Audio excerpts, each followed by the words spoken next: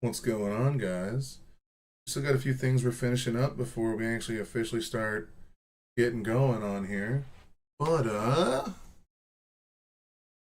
first thing I gotta do today is, as everyone knows, that I'm extremely addicted to Red Bull. Now, Red Bull tastes different out here, but my best friend, well, one of my my best friend Steve, um, has been trying to get me to also take better care of myself a little bit. Because when you got homies in your corner, you feel like you can do anything, right?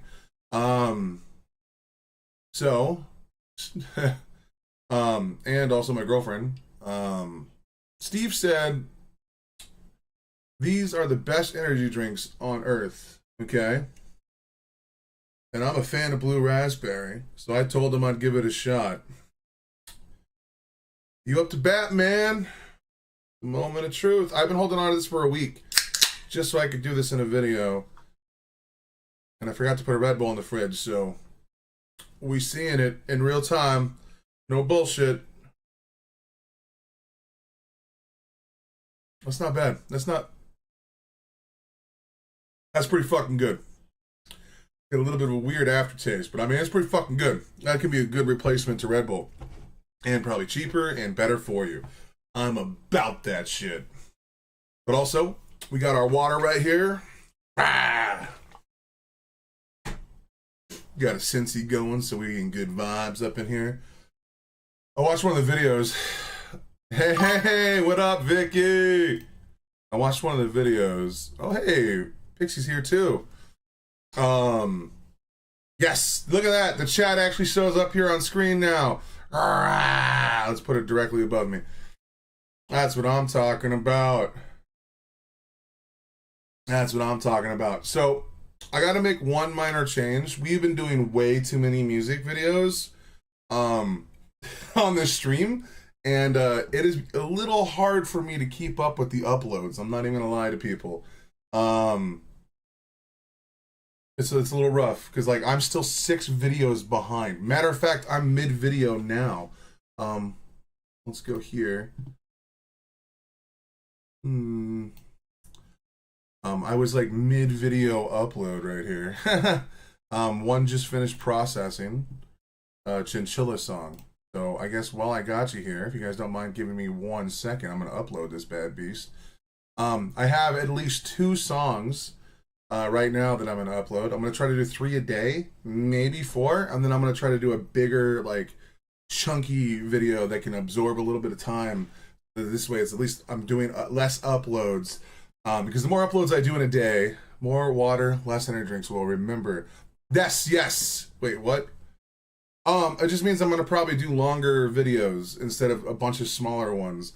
I'm gonna try and do 3 music videos a day, maybe 4, and then might branch out into smaller other things as well. Maybe like a podcast. I don't know, just something.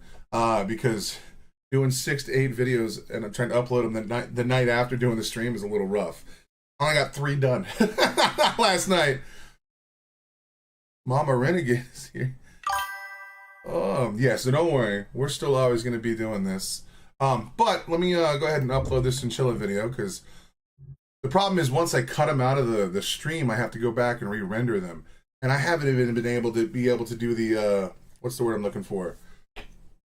I'm not even doing any edits to it. Right now I'm just cutting and cropping. You know what I mean? So let's come here. We need to remove this. Move to trash, thank you. Don't need to have Gooner Wilberry stuff on the thing that I use. You know what I mean? It's a little rough. So 3 a day is good for the algorithm. More can bury your channel apparently. Yeah. Yeah, because I was kind of uploading a little bit too much, and some of my videos started getting a lot of less views because now people are torn in so many different directions, and people only have so much time in a day to watch content. You know what I mean? So this should be in the documents here. It should be this one. Actually, I should probably double check that before God knows I'll make a mistake in my day. We also had sessions to send. Alright, cool, it worked. That's the right one. I know, bro. Did you like my six pack? You know what I'm saying? Like, all right. So over here, this is, I have them over here. So reuse details because I get to be lazy now. They just added a super duper feature. And there should be one down. Yes, this one. We'll just use the details from this.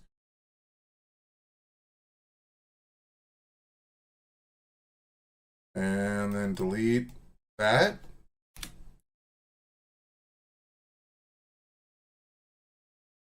All right. And then I reserve for when life gets in the way. Don't mind me right now. Hey, we all just waking up right now. All right, so I need to go grab the name of the song. Ren X Chinchilla. And then the original's here. And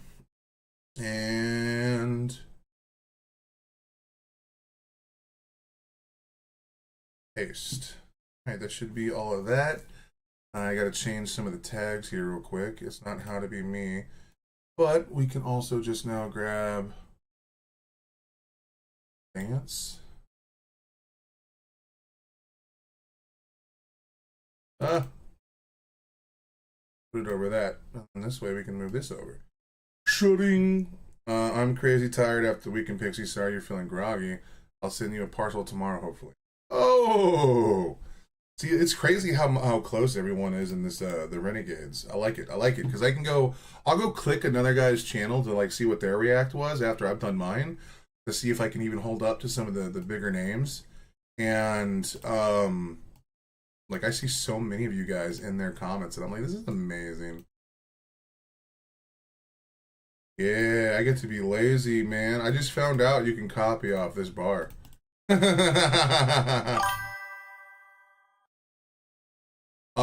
Canada's treating me pretty well. It's treating me pretty good. I'm not gonna lie. I really enjoy it. It's been a good time. You know, the sky is bluer, the grass is greener. We were having like zero issues. In fact, I think my girlfriend made me eat some. I think they were called Bell Sprouts last night.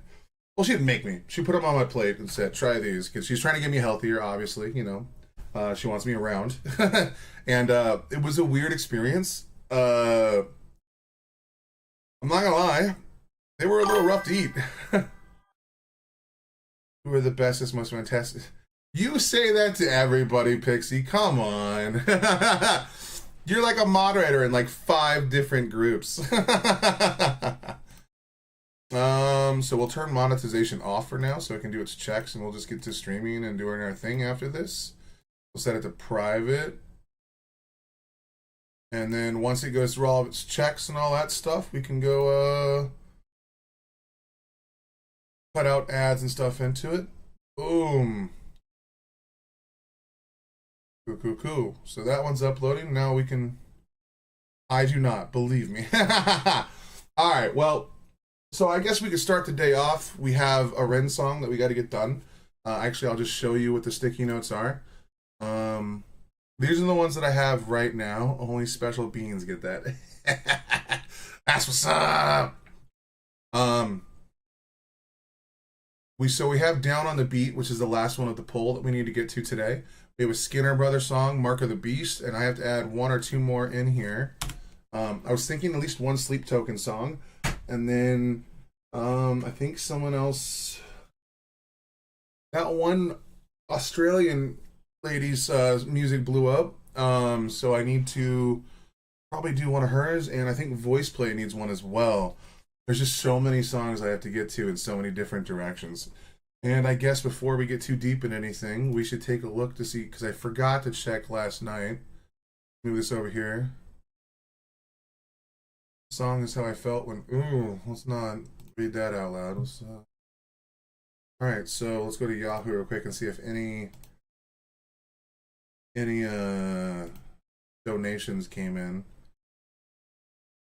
Oh no, Google's still saying there's something wrong with my stuff. Okay, nothing came in, so there's nothing we have to react today. Boom. Hello, Lost to God. Hello, Vicky. What's up? I'm gonna try and not mess this up. I think Either it's George or is it Jorge? I'm sorry, don't flake me, bro. I don't want to die. But what's going on, buddy?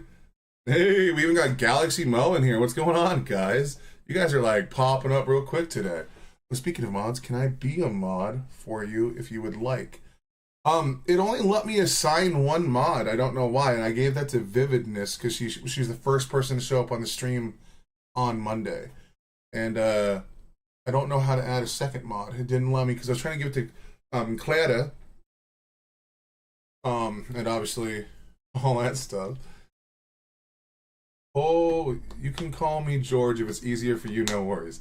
I don't well, I'm sorry, man. I'm an American. I gotta look, we're ridiculous. You can't trust Americans like that. That is weird. Yeah, I tried adding another one, and for some reason it wouldn't let me do it. I gotta look into some stuff. Well, let's get this off the screen. You guys don't need to see all this. Swing, swing, swing. But maybe I just don't know what I'm doing yet. I gotta mess around with it. All right. Oh, I didn't actually watch the video. I was looking for things to like use as the thumbnail. Because I also did one for Ren. But before I guess we get into any of that, we're gonna put out what look. I've been looking for this song again for a few years. All right. And I finally remembered. Well, I didn't finally remember. I got lucky. But as soon as I figure it out, Pixie, I'll get back to you on that. Okay. Because I don't even have my side of the YouTube open. I'm using it all through Streamlabs, and when I click the little name next to your stuff in Streamlabs, it doesn't let me do anything. So I have to do it like on YouTube itself. When I did it there, it only let me do one, and I was like, "What the fuck?" But anyway, this is called FKG and Masigo. Well, this is the group, and the band is called Tadao, or the song is called Tadao, or something like that. I don't look. American. I am not good, but I can't remember the name of it. Song. Where the fuck? Bro, I know that so much. All right. So let's go to this so we can get rid of all that and we can just highlight the boys here. And then we'll switch back when we go into a thing. So yay for you. All right. That's so annoying. You guys ready? Let's hammer this one out. Yeah. Ooh. Ah!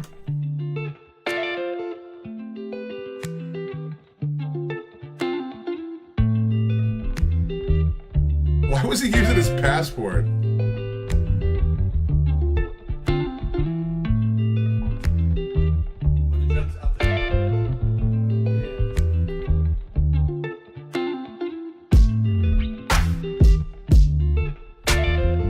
So one, this room, it looks fucking sick. All of these things can help the acoustic vibe that we're going for.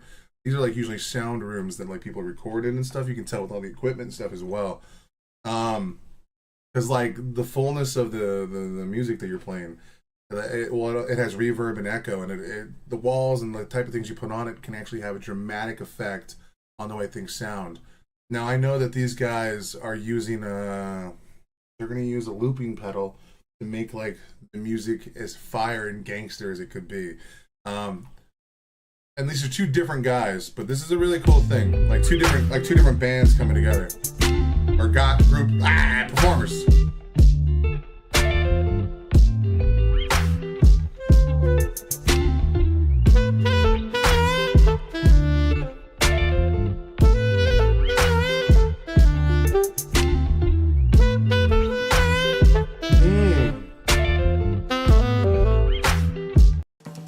What the fuck, bro? Who interrupts the middle of a song, dude? What the fuck is that? Like, nah, dude, I'm sorry, dude. That was lame. I was about to pause and talk about this fucking total vibe this guy's putting out, and then Google said, nah, fuck you, homie.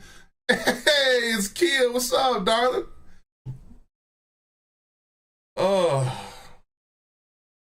I swear to God, YouTube is getting fucking wild with this shit, bro. That's insane. All right, let's get back to it.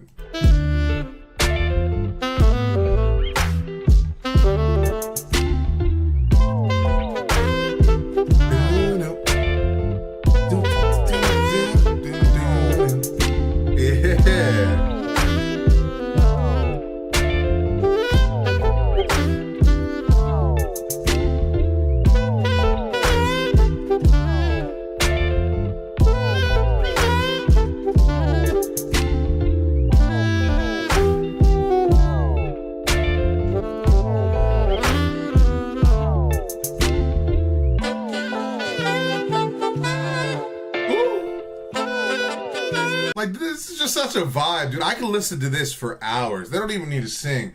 This could just be on the background while you studying. Like, fuck lo-fi, bro. This is where it's at. This is what this should be, that fucking type of jam that people are doing. Uh-oh, my phone made a noise. I should probably turn that down when I'm streaming, eh?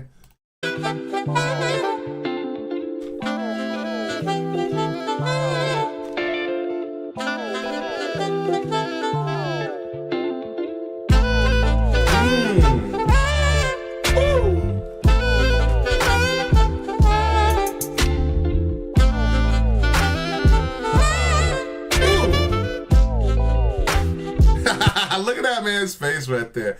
He was vibing, dude.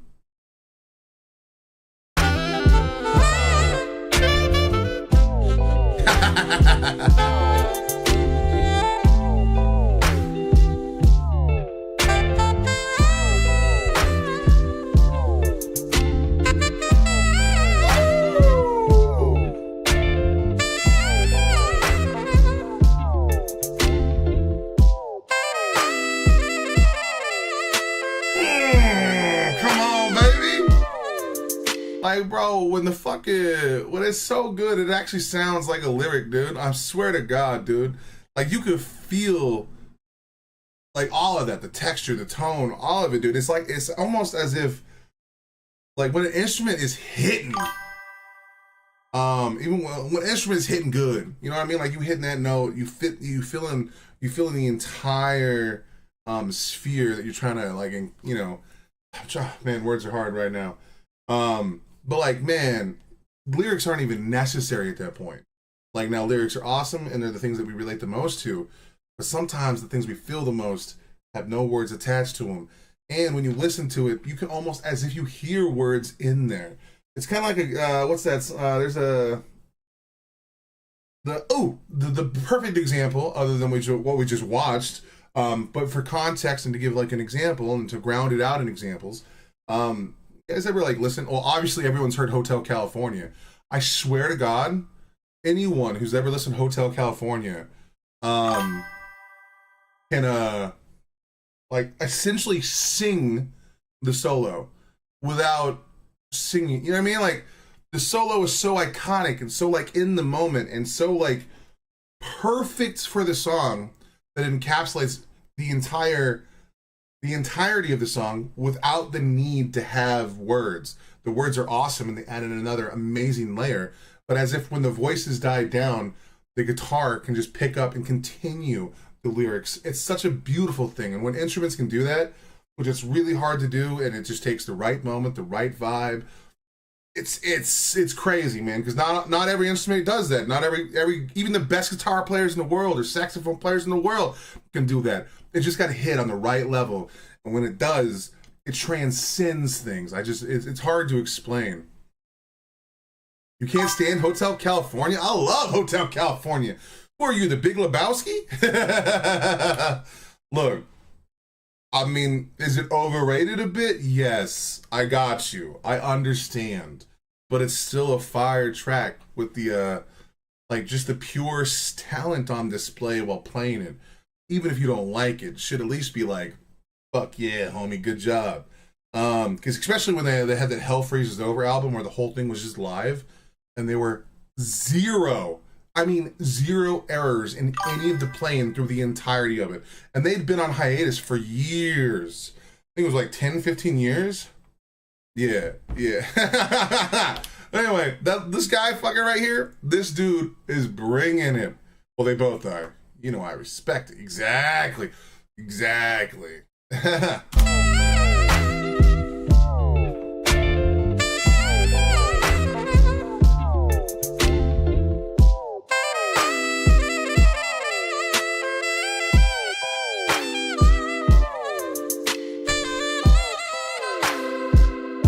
Oh, he's even getting on the drums, baby. Come on.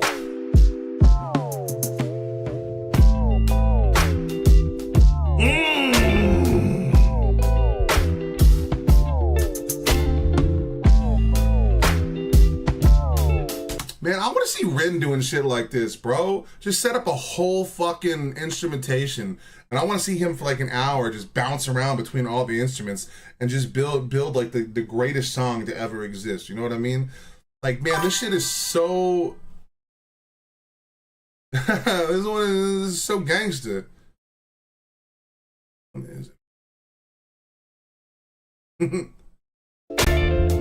Whoa, Fly, get out of here, dude. They always make me feel dirty, you know what I'm saying? Motherfuckers...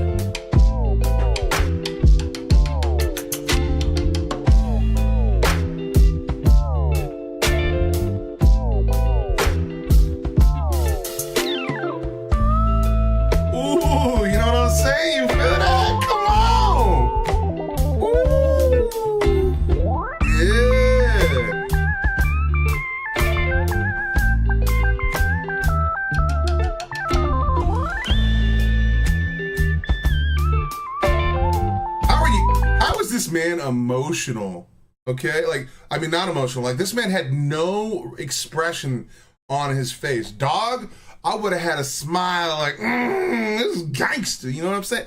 If when you making something this beautiful, how are you not reacting to it physically while you doing it?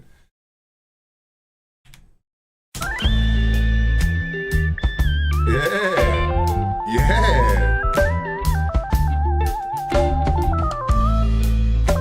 I probably gotta watch that too then, damn.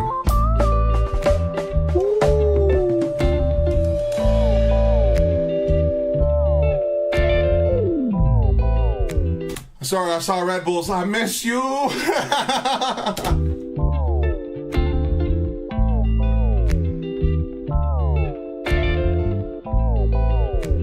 Looping pedals are crazy, dude.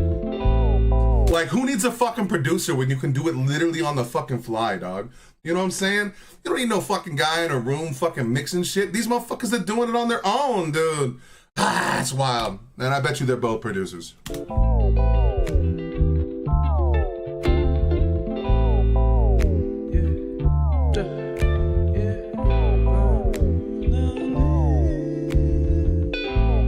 Yo! Oh, what's going on, man?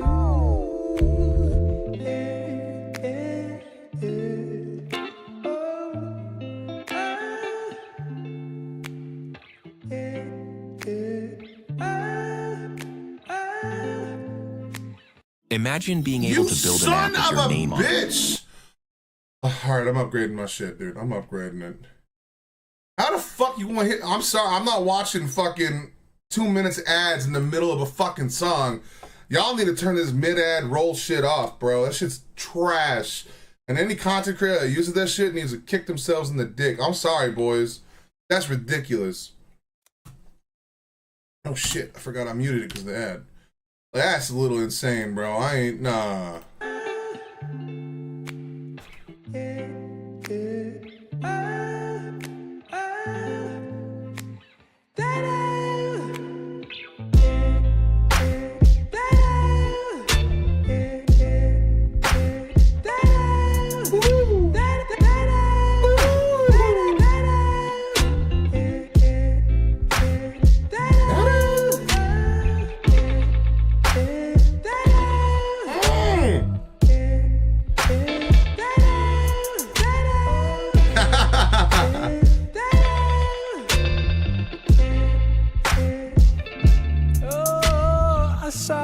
She hit me like that. Saw that thing so beautiful.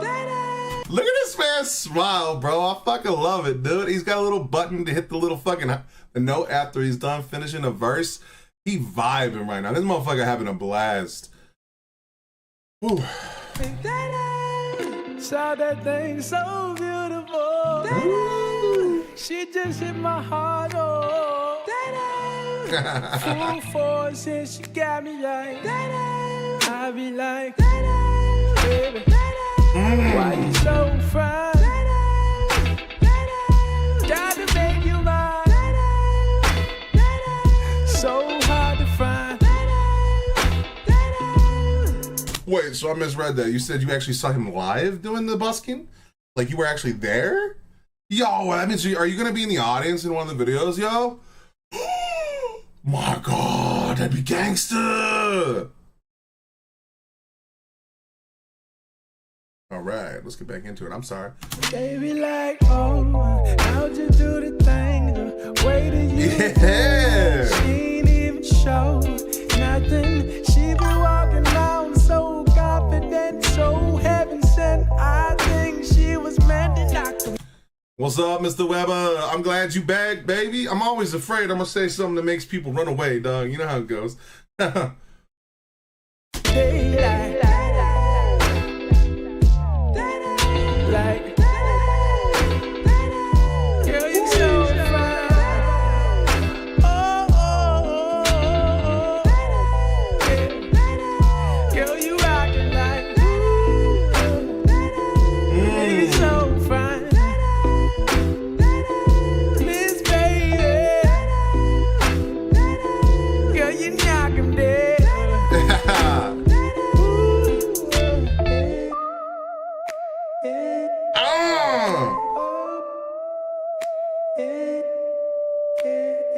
Did he lose his hat? He did. He lost his hat, homie. Man, those dreads look good on him, though. Damn. I can't pull that off. She was so sublime, super fine. She was never lying, strutting in the heels or her slides. Either way, eyes on her every single day, week, year. Everyone wondering how she does it with no fear. All that confidence. Was it heaven? Yeah, now he's vibing. Look at him go. Within? Does it come run out? I don't know. She'll just have them running out and in. Man, they want to sin, talking deadly sin with Mrs. Lady. I don't understand why she hit them like. Yeah, come on. Girl, you knock him dead. Ooh, we getting into it. How you do it, things you do.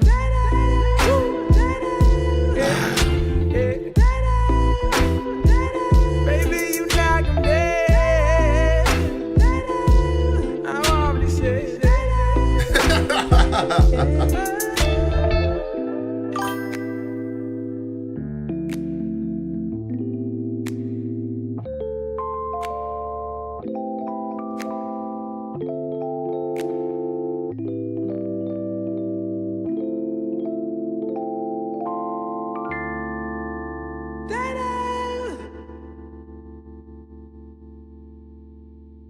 What a gangster track, bro. Pretty damn. I'm glad we found that, man. I'm glad we found that. All right. Now that we have that there, where's the sticky note so I can just add it on? Oh, wait, hold on. Go take a look at this video. Wait, they didn't hit me with a copyright? Okay.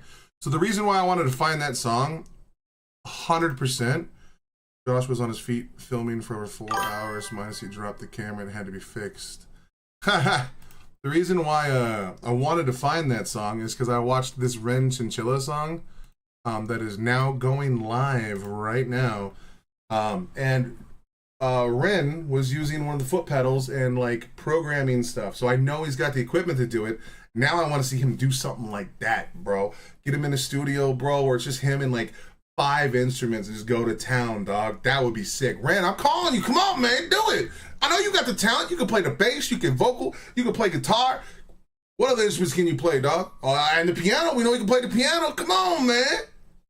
Get to it, dog. I mean, look, I ain't trying to pressure you, bro. you got a lot on your plate releasing a whole new album with all the shit you got going on. But like, man, to see Ren kind of sit around, fuck around with that shit, he can get some of the boys in there, get Thompson in there, fucking, man, come on, that would be sick, dude. That's the way they should be doing their Twitch live streams, bro. Fuck. All right, sorry, I apologize. All right, well, do we want to burn through all the music now, or do we want to spread it out, man, you know?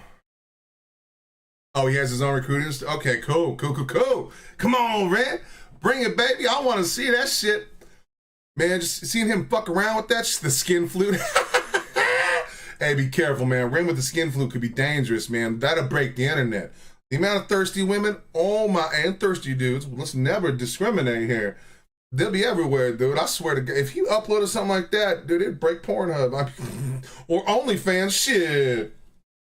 I'm sorry, Ren. I shouldn't be talking about you like that, dog. You know, you're not to be speeded. Look, Ren is unfortunately a fucking sex icon, and there ain't no stopping him, bro. You know what I'm saying? Like, that motherfucker be breaking the rules, man. He be making straight men be thirsting. All right. So, yeah, no. Look, I'm just talking shit. Skin harmonic. Woohoo! We've seen a little glimpse of his new setup, and it looks incredible. Yo, I concur. Wait, how come it's not popping up the actual chat over there no more? Oh, I don't have it on Warframe, I guess? Okay, that was weird. Anyway. Guys, I don't know if we want to get political here. But I do think I'm having a brain fart. Help Me Renegades, the song where he's walking and ends up playing the drums. I bet you guys have all seen that shit. For those of you that don't know, I'm a big Hutch fan. I love you, my bald brother. I don't like his mustache, though. I'm going to put that out there. His mustache can go. Then again, so can my obesity and my gigantic beard and my mustache.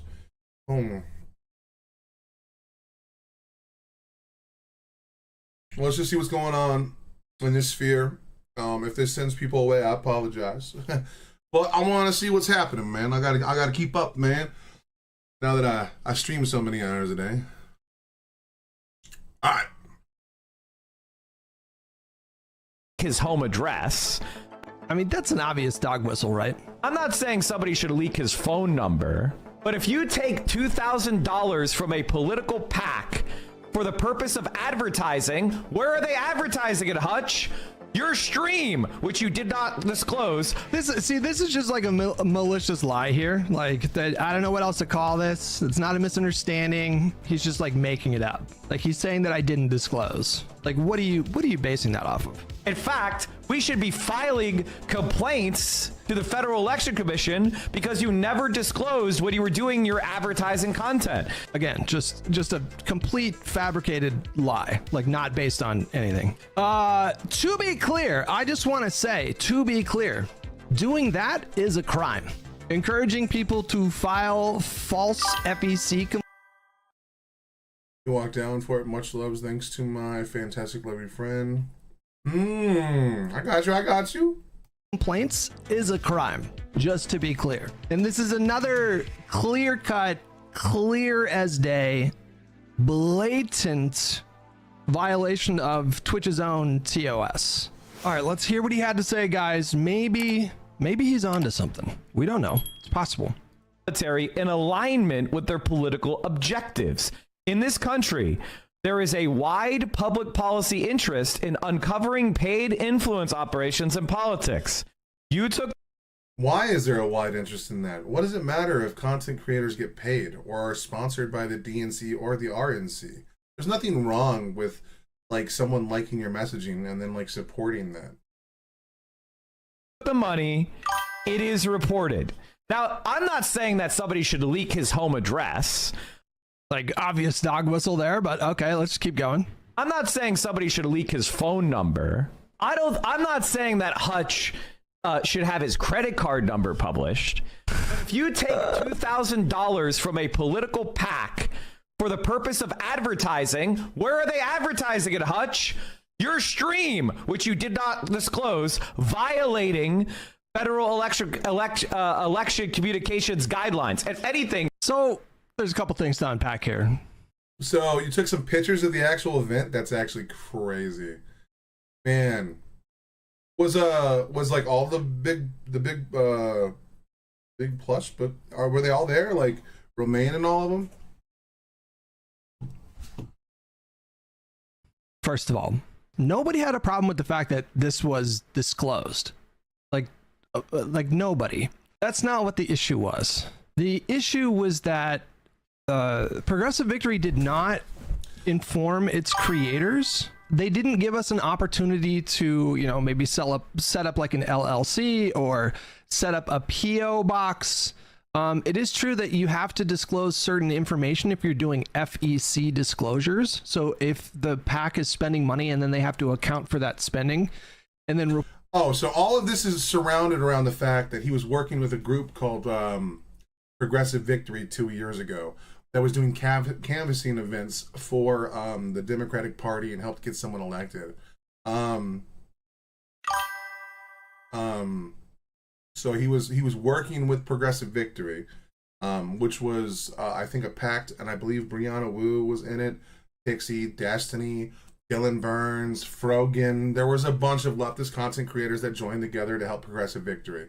And then so now people are trying to say because he was part of Progressive Victory that he was taking dark money, and it's like all of this was public knowledge. They were touring for Progressive Victory. They were talking about Progressive Victory at the time. They would do things for that. Emma Vingland was on there. Vosh was on there. A lot of people leading up to the election joined Progressive Victory, and then actually it was not necessarily for the big election, it was for the midterms. The mini election in between for like the Senate and all that stuff. So it's such hogwash, dude. report it to the FEC, that's fine. But what they didn't do is they didn't tell their creators what you should do is like set up a PO box because we're getting ready to do like an FEC filing soon. They didn't give us any kind of like heads up. And so what ended up happening is they made the FEC post and then we all got emails like the next day. And I don't remember the exact content of the email, but it was something like, yikes. Guys, just so you know, it's like a mass email for like 20 creators or 15 creators or something. Just so you guys know, we maybe like doxed you. I mean, that's not a dox, right? But like, you understand what I'm saying. Did you see PV's tweet? I did. Yeah, PV ended up, oh my God. Like there's a lot to unpack here, guys. There was a tweet thread from, was it better than the Unfuck America tour? Yes, because we still yet to see what's happening with the Unfuck America tour, because obviously Destiny's kind of joining in on that, and he's trying to coax Charlie Kirk into a debate with him. We have to see how the debate with Hassan goes, which I don't know if that's going to be very good. Not for us, not if you're on the left. Your Stolzer walking into that battle is not the most equipped to have that battle. But hopefully he Flanders his way through it. But I doubt it. But yeah, Progressive Victory was actually very successful. It actually managed to, I think, swing 2 elections. It actually got someone, I don't remember what state they were in, but I know that there was a lot of groundwork on it. Because, also Not So Erudite was a contributor as well, and she was trying to like get people to come together and like dive into it. Progressive Victory was actually very successful. I hope this thing Destiny has to be the glue now because they lost all of their people initially. But actually, I think the Soy Pill is now on there as well. I think the Soy Pill has joined Unfuck America along with Destiny. Oh, are you on Twitch right now? Oh, no. I quit using Twitch. I will not use Twitch until people like Mike from PA and Hassan and his orbiters are probably banned. And you'll see in great detail why. The fact that they literally banned an entire country was kind of fucked.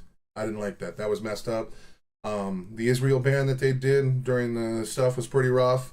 and then they left it in place for so long, people couldn't even make new accounts. Like, and then on top of that, you have the blatant anti-Semitism coming from Hassan and his orbit, where they are literally advocating for killing children, like, because they call, like, all the kids in Israel are considered settlers. He went on a podcast and talked about how even babies are valid military targets.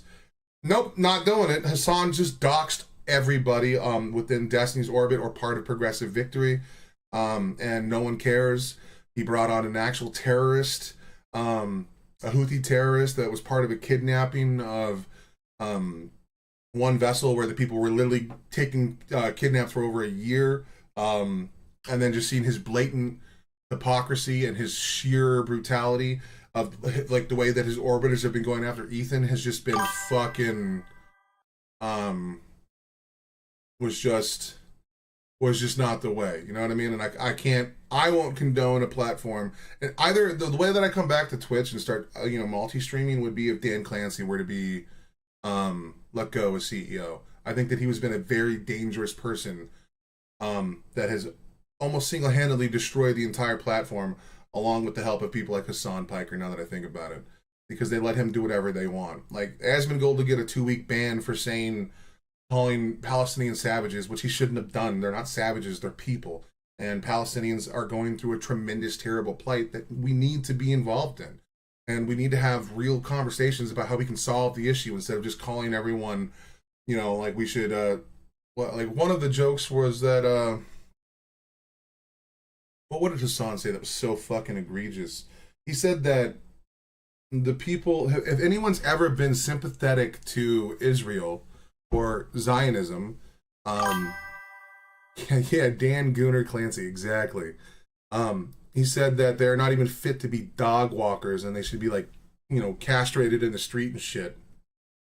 Anyone who's saying actual calls to violence, they should not be allowed. And then they banned Hassan one time when he did something really like, he's done numerous egregious things, but then they banned him one time on his actual day off. Like, he wasn't going to stream on Sunday, and that's the day they gave him a ban. It's like, okay, I'm so glad this guy gets everything he needs. What is that noise? It's because I'm on the actually, it shouldn't be making that noise anymore. I'm not on this one. This is the one that's supposed to have the noise. I don't know why it's binging that way. Is there a enabled chat notifications? Disabled chat box notifications. There we go. Oh, okay, what's this? Mute event sounds. Maybe that's what I can do, and then it won't be doing those bings anymore, and it won't be annoying. Cool, didn't do it that time. Cool, that's the one I just need to click. My apologies. I'm getting used to actually having people comment in my streams. That wasn't happening a lot before. All right, I apologize. But yes, I'm not on Twitch. I don't even use Amazon anymore because I don't want to support, Dan Clancy and his bullshit. When Dan Clancy is removed from Twitch, maybe I'll actually potentially go back, because I did have a pretty good audience on there. I actually miss one of my subscribers named Darkest Dummy. He used to watch a lot of my League content, and I think he was from the Netherlands or something like that. He was really cool, and I miss him a lot. But he would make the jump to YouTube, and I'm like, dude, I can't support Twitch right now. I'm not gonna put my name on this hateful shit until Dan Clancy is removed. And I know I'm a nobody. Like, me not being on there doesn't mean anything. But yeah, no. But for the Unfuck America tour, I hope to think that it's going to be successful, because it's getting a lot of mainstream attention right now. I think even Destiny had a CNN interview along with Z Cohen Sanchez, who I think is doing really good. And now I'm seeing her pop up in debates. She was in the Wick debate a little while ago about courting the left, and she did very well in that, and I thought that was awesome. So the more I can see of her, the better, because I think she's actually very talented, and I think that she handled herself very well when she was being accused of actual racism from a bunch of actual racist people. So, like, I think she did pretty well. Now, obviously, we'll see more of her career as she unfolds, but I really like her. But anyway, I'm running my mouth. Let's get into this. Let's see what unhinged shit Mike from PA says, who never gets banned for actually doxing people and actively calling for death threats and all this other stuff. From PV, I don't know how much I want to get into this. I communicated to them. Other creators communicated to them, like, following this tweet thread. Let's just read it. Hold on. Let's just read it. it's a lot. It's a lot to unpack. All right, so Progressive Victory. It was our PAX FEC filing that inadvertently doxed Dylan Burns and other creators we worked with last year. Creators who use the FEC filing as a source are not at fault. Cool. Even Progressive Victory is owning up for the fact that the way that they did the mass email chain and had all the information of the people. Because that's what happened. For those of you that don't know, there's a guy named Bad Empanada. And I don't want to really talk about him because I'm a very small channel and he can definitely use his massive... I'm afraid I got to go to look after my kids. Have a great stream. Will take care. Pixie and all the chat. Hey, Vicky, thank you so much for stopping by. You are beautiful. Please enjoy the rest of your day. I hope you have a wonderful day. And then, if you could, did you record a video of that, or has Ren got that video? If so, let me know, and I'll happily, I want to give it a watch. Have yourself a wonderful day, darling. Bad Empanada is a dangerous guy. He's literally on the run from, like, the authorities in multiple different countries. He openly doxes people. He openly smears people. He openly grabs all their information. He's like Voldemort, dog. You're not supposed to say his name.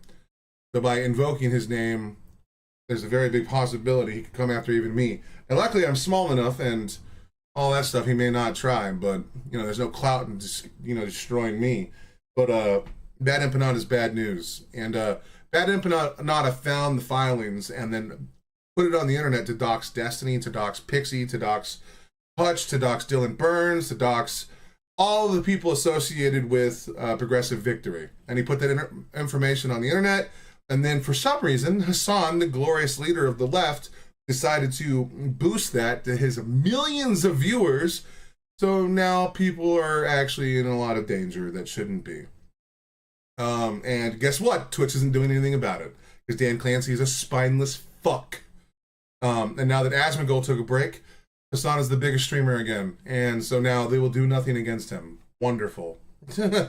Asmongold was the best thing we could have had, because Asmongold was like the thing that drove Hassan the maddest. And now he's just back to being the unhinged loon, and we don't have any counter against that stuff, which is a bummer.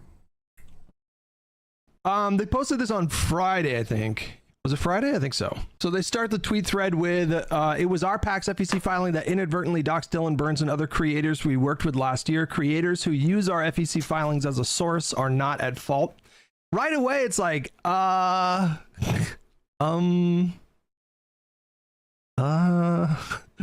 like, are you guys absolving, like, trying to absolve like Bad Empanada and Hassan? Is that what this is? We are a digital third place with a volunteer electoral organization sprinkled on top. Our goal is to become infamous for being Democrats' greatest threat in the primary, but their greatest ally in the general. Come on, PV. Well, I guess with the name Progressive Victory, they kind of did it to themselves, you know what I mean? But why would anyone want to be... Our goal is to become infamous for being Democrats' greatest threat in the primary, but the greatest ally in the general.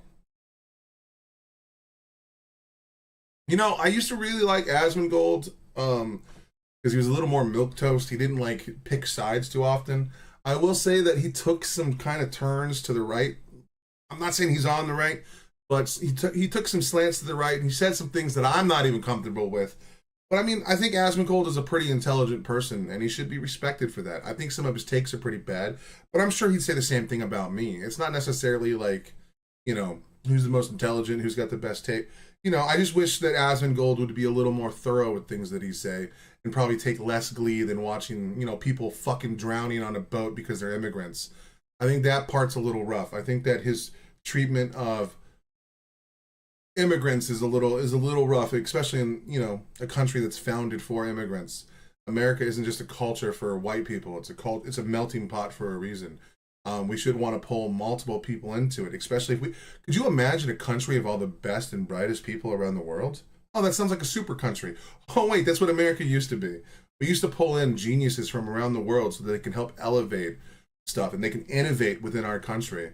And then for some reason we're like, well, hold on. Are those people brown? We can't have them. Those jobs should go to Americans. Oh, you mean the motherfuckers who don't read? The motherfuckers who don't know how to read So his takes don't bother me too much. Yeah, no, I understand. I'm not, no, look, I'm saying, if you had to put a gun to my head and tell me who I'm going to watch, Hassan or Asmongold, I'm going to butter myself up and jump into Asmongold's cheeks immediately. There's not even, like, dude. Like, watching Hassan hurts my brain because, like, he never gives any, like, analysis. All he does is slop tube content. What are you then? Oh, Mr. Weber? Oh, that motherfucker's gangster, bro. He's out there fighting the good fight. You know what I'm saying? All right. Our leadership is Sam, Ben, and Jenny, it looks like her name is, and many more volunteers.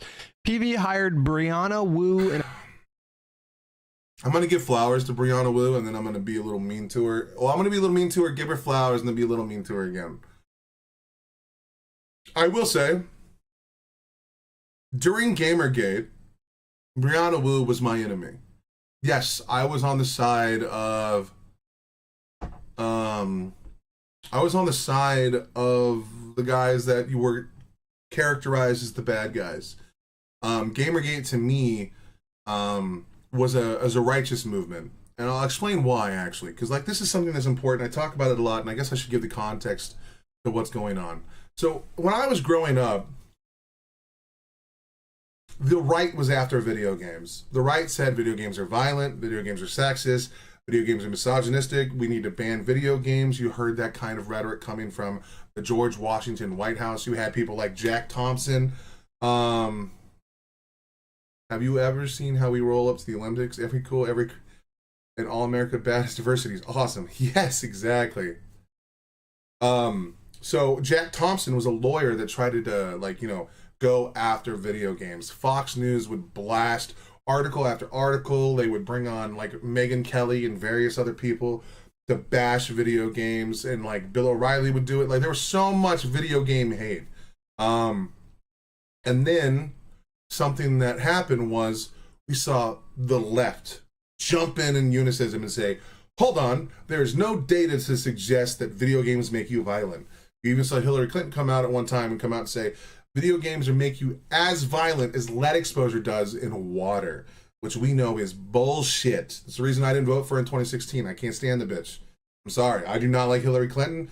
I didn't vote for Trump, but I did not vote for her. I set that one out, which is a problem because I didn't think Donald Trump was going to fucking win. I didn't think anyone was going to be dumb enough to vote for that motherfucker. I don't give a fuck what your party line is. That guy's insane. The guy was literally talking about grabbing women by the pussy on a live leaked tape, and somehow he got into office. And now we vote him back in while he's a fucking charged with sexual assault, which in the way that we use the word rape. Anyway, all that to say, the right was my enemy growing up on the very hobby that I enjoyed. Video games are the love of my life. Well, they used to be the love of my life until very recently, but video games were like the cornerstone of what I loved. So when I have people on the right coming out and saying video games are evil, video games are bad, we're gonna ban video games that cause all these issues, and I saw the left come out and defend video games. Fast forward a handful of years while Obama's in office, a young lady named Anita Sarkeesian props up, and she starts making the claim that video games make you sexist. There's no evidence to suggest this, just as there's no evidence to suggest video games make you violent. There's none. People have done studies, nothing has been found, there's been no correlation. In fact, it shows the exact opposite.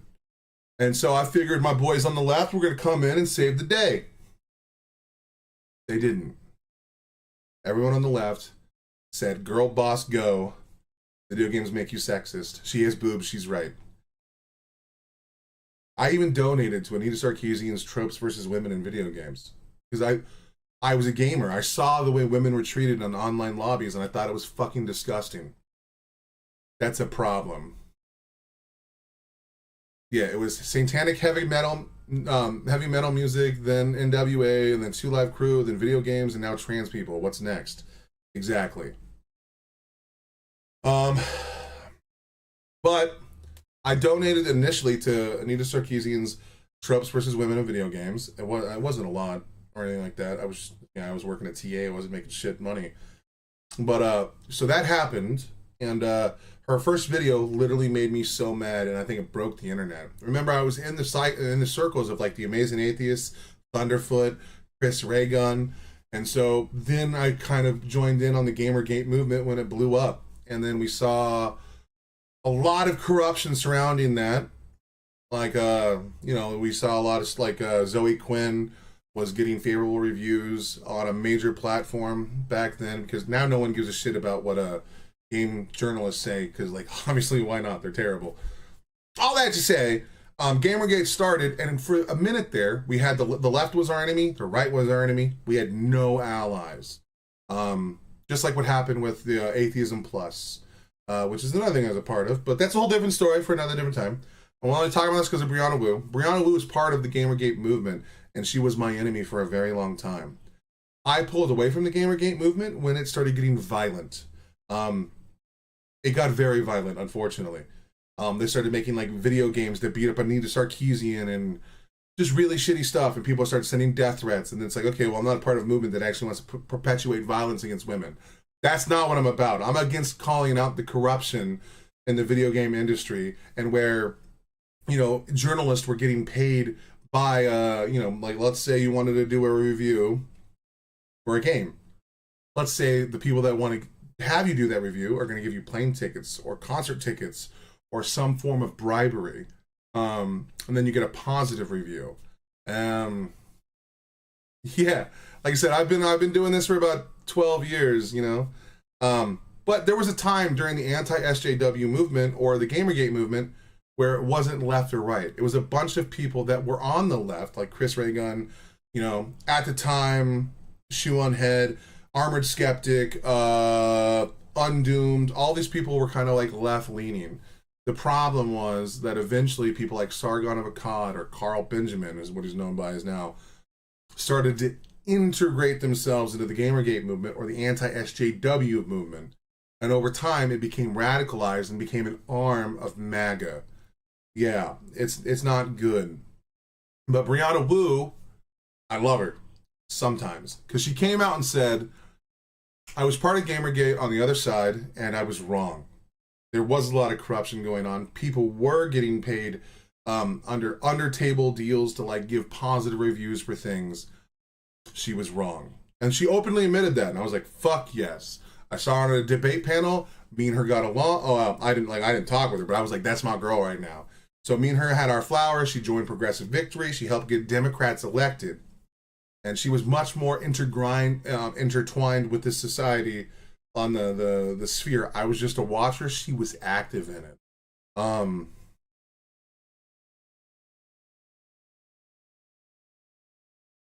Is it weird that I have no clue of the ideas of left-wing, right-wing support in America and the definitions for liberal and conservative is swapped? That is a little strange. That's a little strange, actually. I mean, America does everything like, well, whatever the fuck it wants to do, and it just expects everyone else to play by its rules. Problem is the new world powers are coming into play because, you know, America's crazy, and, you know, if you can't trust the leader of the world, you replace it.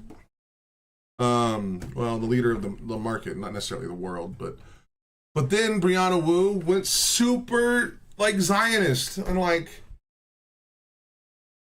no tease, not weird. I have no idea, like, what the fuck. Dude, I think that's by design. I think people are trying to muddy the waters so much that just everything gets lost. And then you can carve out your own truths. So Brianna Wu, me and her have like a sordid past. On my side, she knows nothing about me. I think she liked one of my tweets once. You know what I mean? But right now, I think she's going a little far. I think she's a good voice on trans issues a little bit. I like that she's trying to like moderate things down to be a little more less radical in some areas, but she's having too much in common with TERFs right now to make me feel comfortable. I don't like to talk about the trans issue that much anymore. I think it's been overblown. It's not the conversation that we need to have. Like, trans people make up like 1% of our society. They're such a small minority. And then because for some reason the right has used a bludgeon against the trans movement so much, like the whole world is up in arms against trans people. And they're just people trying to survive. They're people that feel like they weren't born in the right body, man. Like, could you imagine waking up every day and thinking the skin you wear is a prison? I mean, I go through something similar. But that's mostly just from sheer obesity. Like, something I can correct, something I can fix through exercise and, like, you know, rigid diets and, like, you know, taking care of my health. But these people feel like they were born in the wrong fucking body. Like, come on. But yeah, I can't just listen to this. No, I understand. Look, Pixie, I'm talking about stuff that a lot of people aren't aware of. But that's kind of what my problem with a lot of the stuff is that all of this stuff happened in the backgrounds, and then like no one was aware of it. Like, no one could have been aware of it unless you were like plugged into the fucking internet and culture war 10, 12 years ago. It's crazy. Brianna Wu's awesome sometimes. You take her for what she says, right? And then, you know, sometimes she goes a little far with some of her stuff, and you're just like, I don't know about that one. And then also, as I've gotten older, I've learned a little bit about grace. You know, like, it's no longer really about sides. There's only like a handful of people on the planet that, like, I just don't want to fuck with, and Hassan is one of them. You know, but like, even Hassan probably has takes that I can agree with, and even Hassan probably has moments that are like thoughtful and insightful. It's just a lot harder when you have 50,000 people that watch you and on a daily basis, and you're recording for 9 hours a day, and your audience is getting more and more radicalized, and for good reason. You know, like, some of these people truly believe that this stuff is you know, they truly believe that, you know, Israel-Palestine is a genocide. And if you believe that, you know, being mean to people that do commit genocides is okay. The reason why I have a hard time with that word is because, like, if we say the Democratic Party supports genocide, no one will ever support the Democratic Party again. When an actual genocide is happening, America typically wants to show the fuck up with boots on the ground. So if it's a genocide, we need to send soldiers in, and I don't want to do that. There are too many different parameters surrounding it that just make me uncomfortable with it. I can happily call out what's happening in Israel-Palestine. The way that what's happening in Gaza right now is dreadful. Too many people have died. This needs to fucking end. It needs to stop now. I can do all of that without labeling it genocide, because it's the reason why Kamala Harris didn't. One of the reasons why Kamala Harris didn't get elected is because people like Hassan and other people like that would say that she's like, why would we vote her in? She's more of Joe Biden, and they're participating in genocide. It's like, well, maybe we should have voted them in because now essentially Trump is saying, get the fuck out of Gaza. We're going to buy it. We're going to rebuild it. And you Palestinians aren't allowed here. They need to go to the surrounding states, and they're not coming back. Now it is a genocide because of the way people voted. So that's the problem. You have to pick the lesser of two evils, whether you want to or not. Like, fixing something 15% is better than fixing something at all. No matter what you think, Biden did put limitations on what Netanyahu could do. He did tell them that we're not going to just endlessly fund you. He did tell them to seek negotiations. Trump isn't doing any of that. Trump doesn't give a fuck. He says kill them all. I mean, the outcomes are worse, you know what I mean?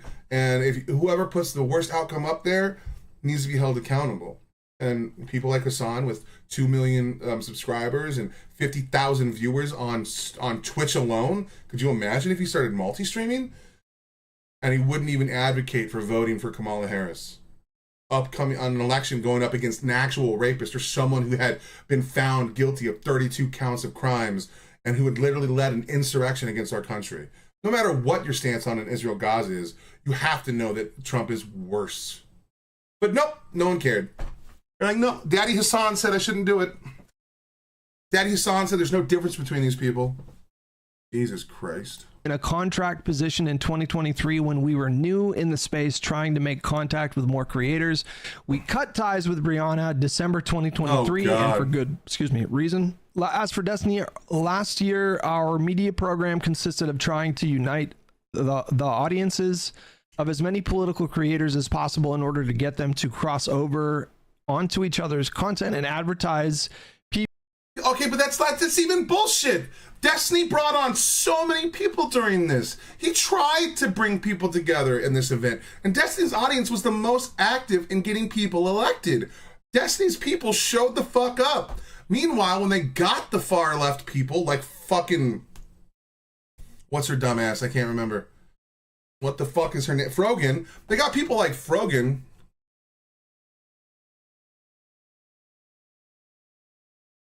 Well, no, the reason I don't call it a genocide is because some of the actions Israel's taken to mitigate some of the damages they were doing. I don't really want to get into that conversation, but we can if we must. So the reason why I don't call it a genocide, it's a multifaceted reason. One of them is because Israel does its best to try to mitigate civilian deaths. They send out mass text emails saying where they're going to attack, what they're going to bomb, what they're going to destroy. If your intent is to kill everybody in the area, you wouldn't do that. They send out knock bombs. They check in with lawyers. They actually integrated AI into their targeting systems, which have made some mistakes. Excuse me. All of these things to be said, these are showing clear indication that they're not trying to genocide. The mens rea for genocide is just not there. All the other stuff is, but also Israel wants to empower Gaza to some extent. I mean, oh God. Look, like I said, I don't want to get too deep into this conversation, but if, let's say, I wanted to commit a crime, I would have to have the state of mind to commit the crime. And that's how they would determine whether, like, to some degree, my level of guilt or, we use state of mind in a court of law for a reason. And when we're talking about the mens rea of genocide, it doesn't fit yet. Now, we are getting ever closer, especially now. I'd probably say it is a genocide now, realistically. But that's also because now the Democrats aren't in power, and Democrats are no longer trying to calm down the rhetoric or what's happening in Israel. Now that Trump is literally making plans to eradicate and push out Palestinians and not let them come back, it does now it does fully meet the criteria. And the mens rea is there as well, because I don't think that they're maintaining the same level of internal scrutiny. Now, I'd have to dig deeper into the more recent events, but mostly I'm talking about under Joe Biden. I haven't dug that back into Israel-Palestine after Trump won the election. I just know that he's doing a very bad job with it. So I'm talking about at the time when a lot of this stuff was blowing up on the internet and the conversation.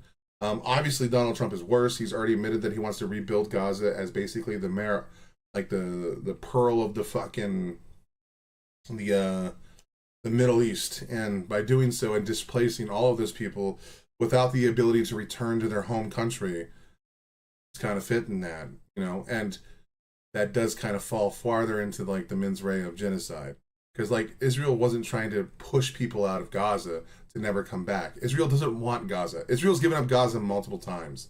Israel also empowered the PLO to run Gaza. They paid the PLO to run Gaza. They also offered, a bunch of help to assist in the Gaza structure. And then, unfortunately, over time, Israel was just mean to PLO. And then eventually, over time, the PLO just seemed to be defanged. They weren't accomplishing the goals for Palestine. And eventually, Hamas rose up in dominance. And then, they were kind of essentially voted in to be the de facto leaders of Palestine, or at least Gaza, and then we get to where we are now. If Israel really wanted to commit a genocide, they could have. They could have, like, at the time that we're talking about, they could have boots on the ground. They could have been just fucking slanging bullets at anyone and everyone that walked by. But by and large, they were trying to follow a majority of the rules of conflict. They even talked with their lawyers. Their lawyers conferred with the UN multiple times. None of these things seem like the intent of doing bad. I mean, no, the intent of doing genocide. They did the intent of doing bad. It's a dangerous game. You know what I mean? Now, you can go deeper into things. You if I had to, I'd just pull up Destiny's research notes, because he dug into this so deep. And he's also probably, if people would empower Destiny to be the best Palestine defender of Palestine, he would do so good, because unlike Hassan, he actually knows the dates, the times, the treaties, the fallouts, the statements. He's also been on the ground level. He's talked to these people. Now, I will say, if you've ever watched some of the debates where he actually has them with Zionists, they're scary. They are very scary. You're talking about people that are okay with what's happening in the West Bank. That's crazy. I think that the they need to offer completely retreating from the West Bank as part of a peace negotiation. They need to stop expanding to the West Bank today. Or it should have been done a few years ago, honestly. Like, they have no right to that land, and what they're doing is actually illegal and wrong according to international law. The problem is when people use international law as a defense for Palestine, it doesn't work because Hamas doesn't follow any of the international laws or charters. They just don't give a shit. They're just going to do whatever the fuck they want. They also primarily fight in civilian attire. They also use human shields. They also are willing to attack non-combatants intentionally. These things are dangerous, man. It's dangerous. TV's organizing program, what we quickly discovered is that most creators have very little desire to do either. With that, we scuttled our media program after the election and have not continued to mix liberal creators with our leftist values. Oh boy. Okay. Liberal creators are the problem, huh? All right, well, PV, I will never defend you again. Suck a dick. Now this one. Ooh. This one was a doozy. I can tell you how I felt when I read that, because like they didn't even, I don't think they approached me for this program. I approached them because I saw that I didn't even know what PV was or that it was a thing until like March or April of 2024, where I saw a bunch of mutuals that were talking about working with a PAC. And that got me really curious and excited because for a really long time, I wanted to do more than just cover politics on social media. I wanted to have a more kind of direct involvement. Like I wanted to feel like I was a part of something that was contributing in some way. And so I approached them. They got back to me and invited me into that program. What they offered me, like I didn't, in terms of compensation, I didn't like push back and try to negotiate for anything more than what they were offering or whatever. And for me, it was not about like making a lot of money. That's not what it was about. It was about like potentially using my platform to make a difference, you know. And you know, I worked I was like emailing with people within the program, brainstorming other ideas too. Like I wanted to be kind of more involved than just what. But you could also have seen that because like there was a cool debate that happened for Progressive Victory, and maybe one of these days we'll watch it because I actually think it was probably one of the better debates. And like, look, it's from, I think the guy his name is Ian, and he's part of the Tim Pool show. And I don't really like Tim Pool at all. I used to watch him a lot like 4 years ago, and then I started going, he's kind of getting righty. He's kind of getting he's kind of going in a direction I don't want to go. And I started seeing when I started realizing, let me give you you can ask anyone that knows me. One of my biggest criticisms, even when Jordan Peterson was one of the people I watched a lot, and I thought he was like my hero, you know what I mean? Like the guy that's about to save the West, you know, which was a ridiculous statement to have in the back of my head. But one of my criticisms of him was I love how he can get in there and talk about the excesses of the far left, because I think the far left has gone way too far. But then I was like, he never really talks about the excesses of the far right. And I understand why he chose the far left. They were kind of in power for a long time, and we used a lot of their rhetoric and talking points to like put a boot on the throats of anyone that's willing to talk about a certain thing. And you know, I saw censorship for a long time in America. Like I said, I was on the pipeline to become MAGA, dude. I was right there. I just couldn't do it. I couldn't cross that, you know, that bridge. Because, you know, I try to stay, what I'm about to say is a red flag. If you hear someone say this, you should doubt what they're saying. But, my ability to be critical of things prevents me from, by and large, I mean, I can fall into echo chambers, and I think that I'm in one all the time. Whenever I have opinions that I think are a little one-sided, I start an argument with AI, and I'm like, rip me apart in the meanest way you can, as if you were like the furthest right person. You know what I mean? Just so I can try to recenter myself sometimes. But by being critical of many things, it can help you avoid from falling into certain areas. And then by having a wider breadth of like or not breadth, well, that'd be the right word, but a wider scope of information that you can take in from right, left, center, libertarian. You know, I'll go watch debates on people I don't fucking like at all, just so I can hear what they're talking about and see what their civil war is. Yes. And you can see that in real time with people like Nick Fuentes and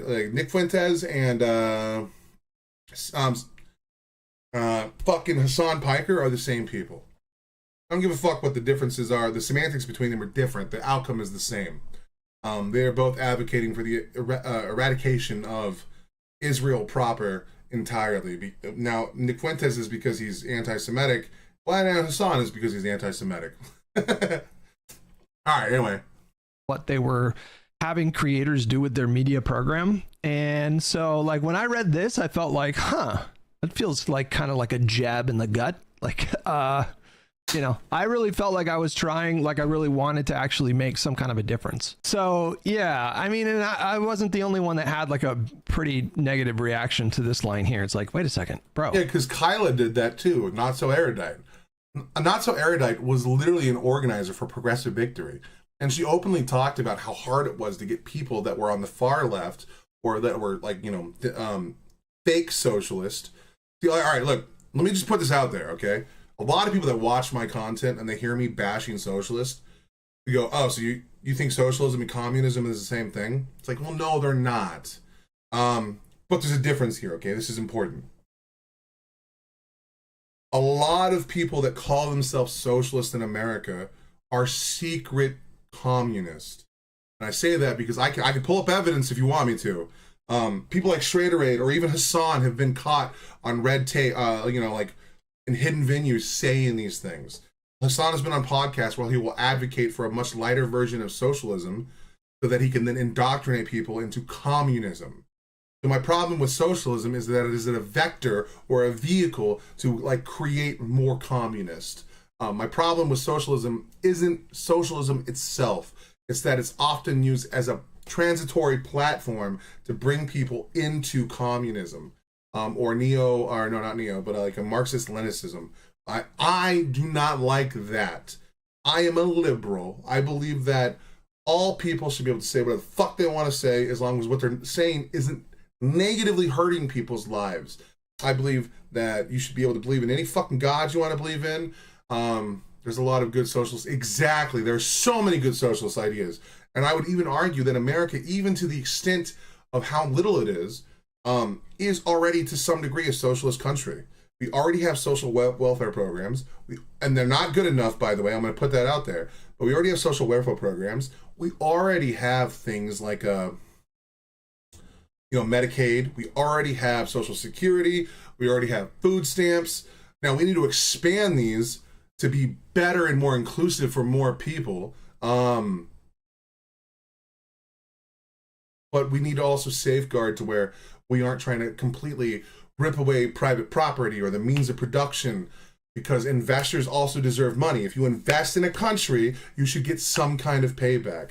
Or else why the fuck would anyone invest? And if no one invests, then why, so many markets would fail.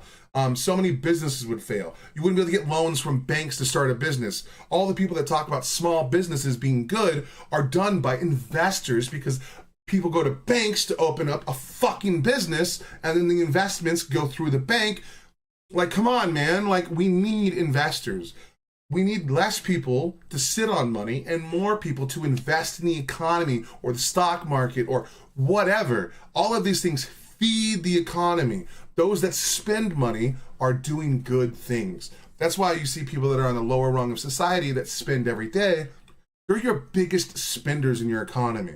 Because many of us, like myself included, I buy, stuff like this or figures like that or a fucking computer upgrade that isn't necessary. All of these things stimulate the economy. People that sit on money and just leave it in a bank account to incur like fucking whatever, that is dangerous. Now, you should always have a rainy day fund, obviously, but whenever you have any excess in money, you should find a way to invest that. And if you're putting money into the economy, hopefully you can get some money back out. But all you ever hear is the donor class. Sorry. We, a lot of us were like really massively trying to mobilize our audience to actually like make a difference during the election year. But okay.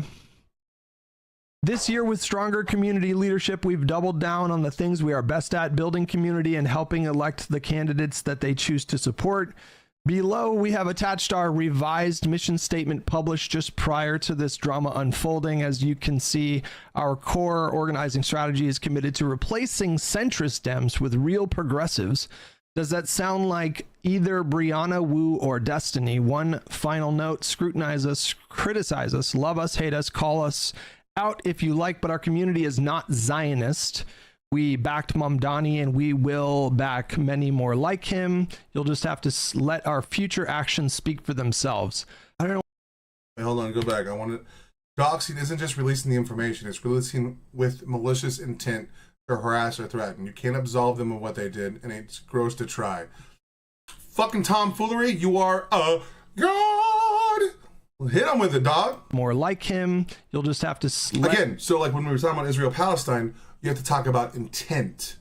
Intent is what you used to like determine things. Now, there are certain crimes that intent isn't important, such as statutory rape.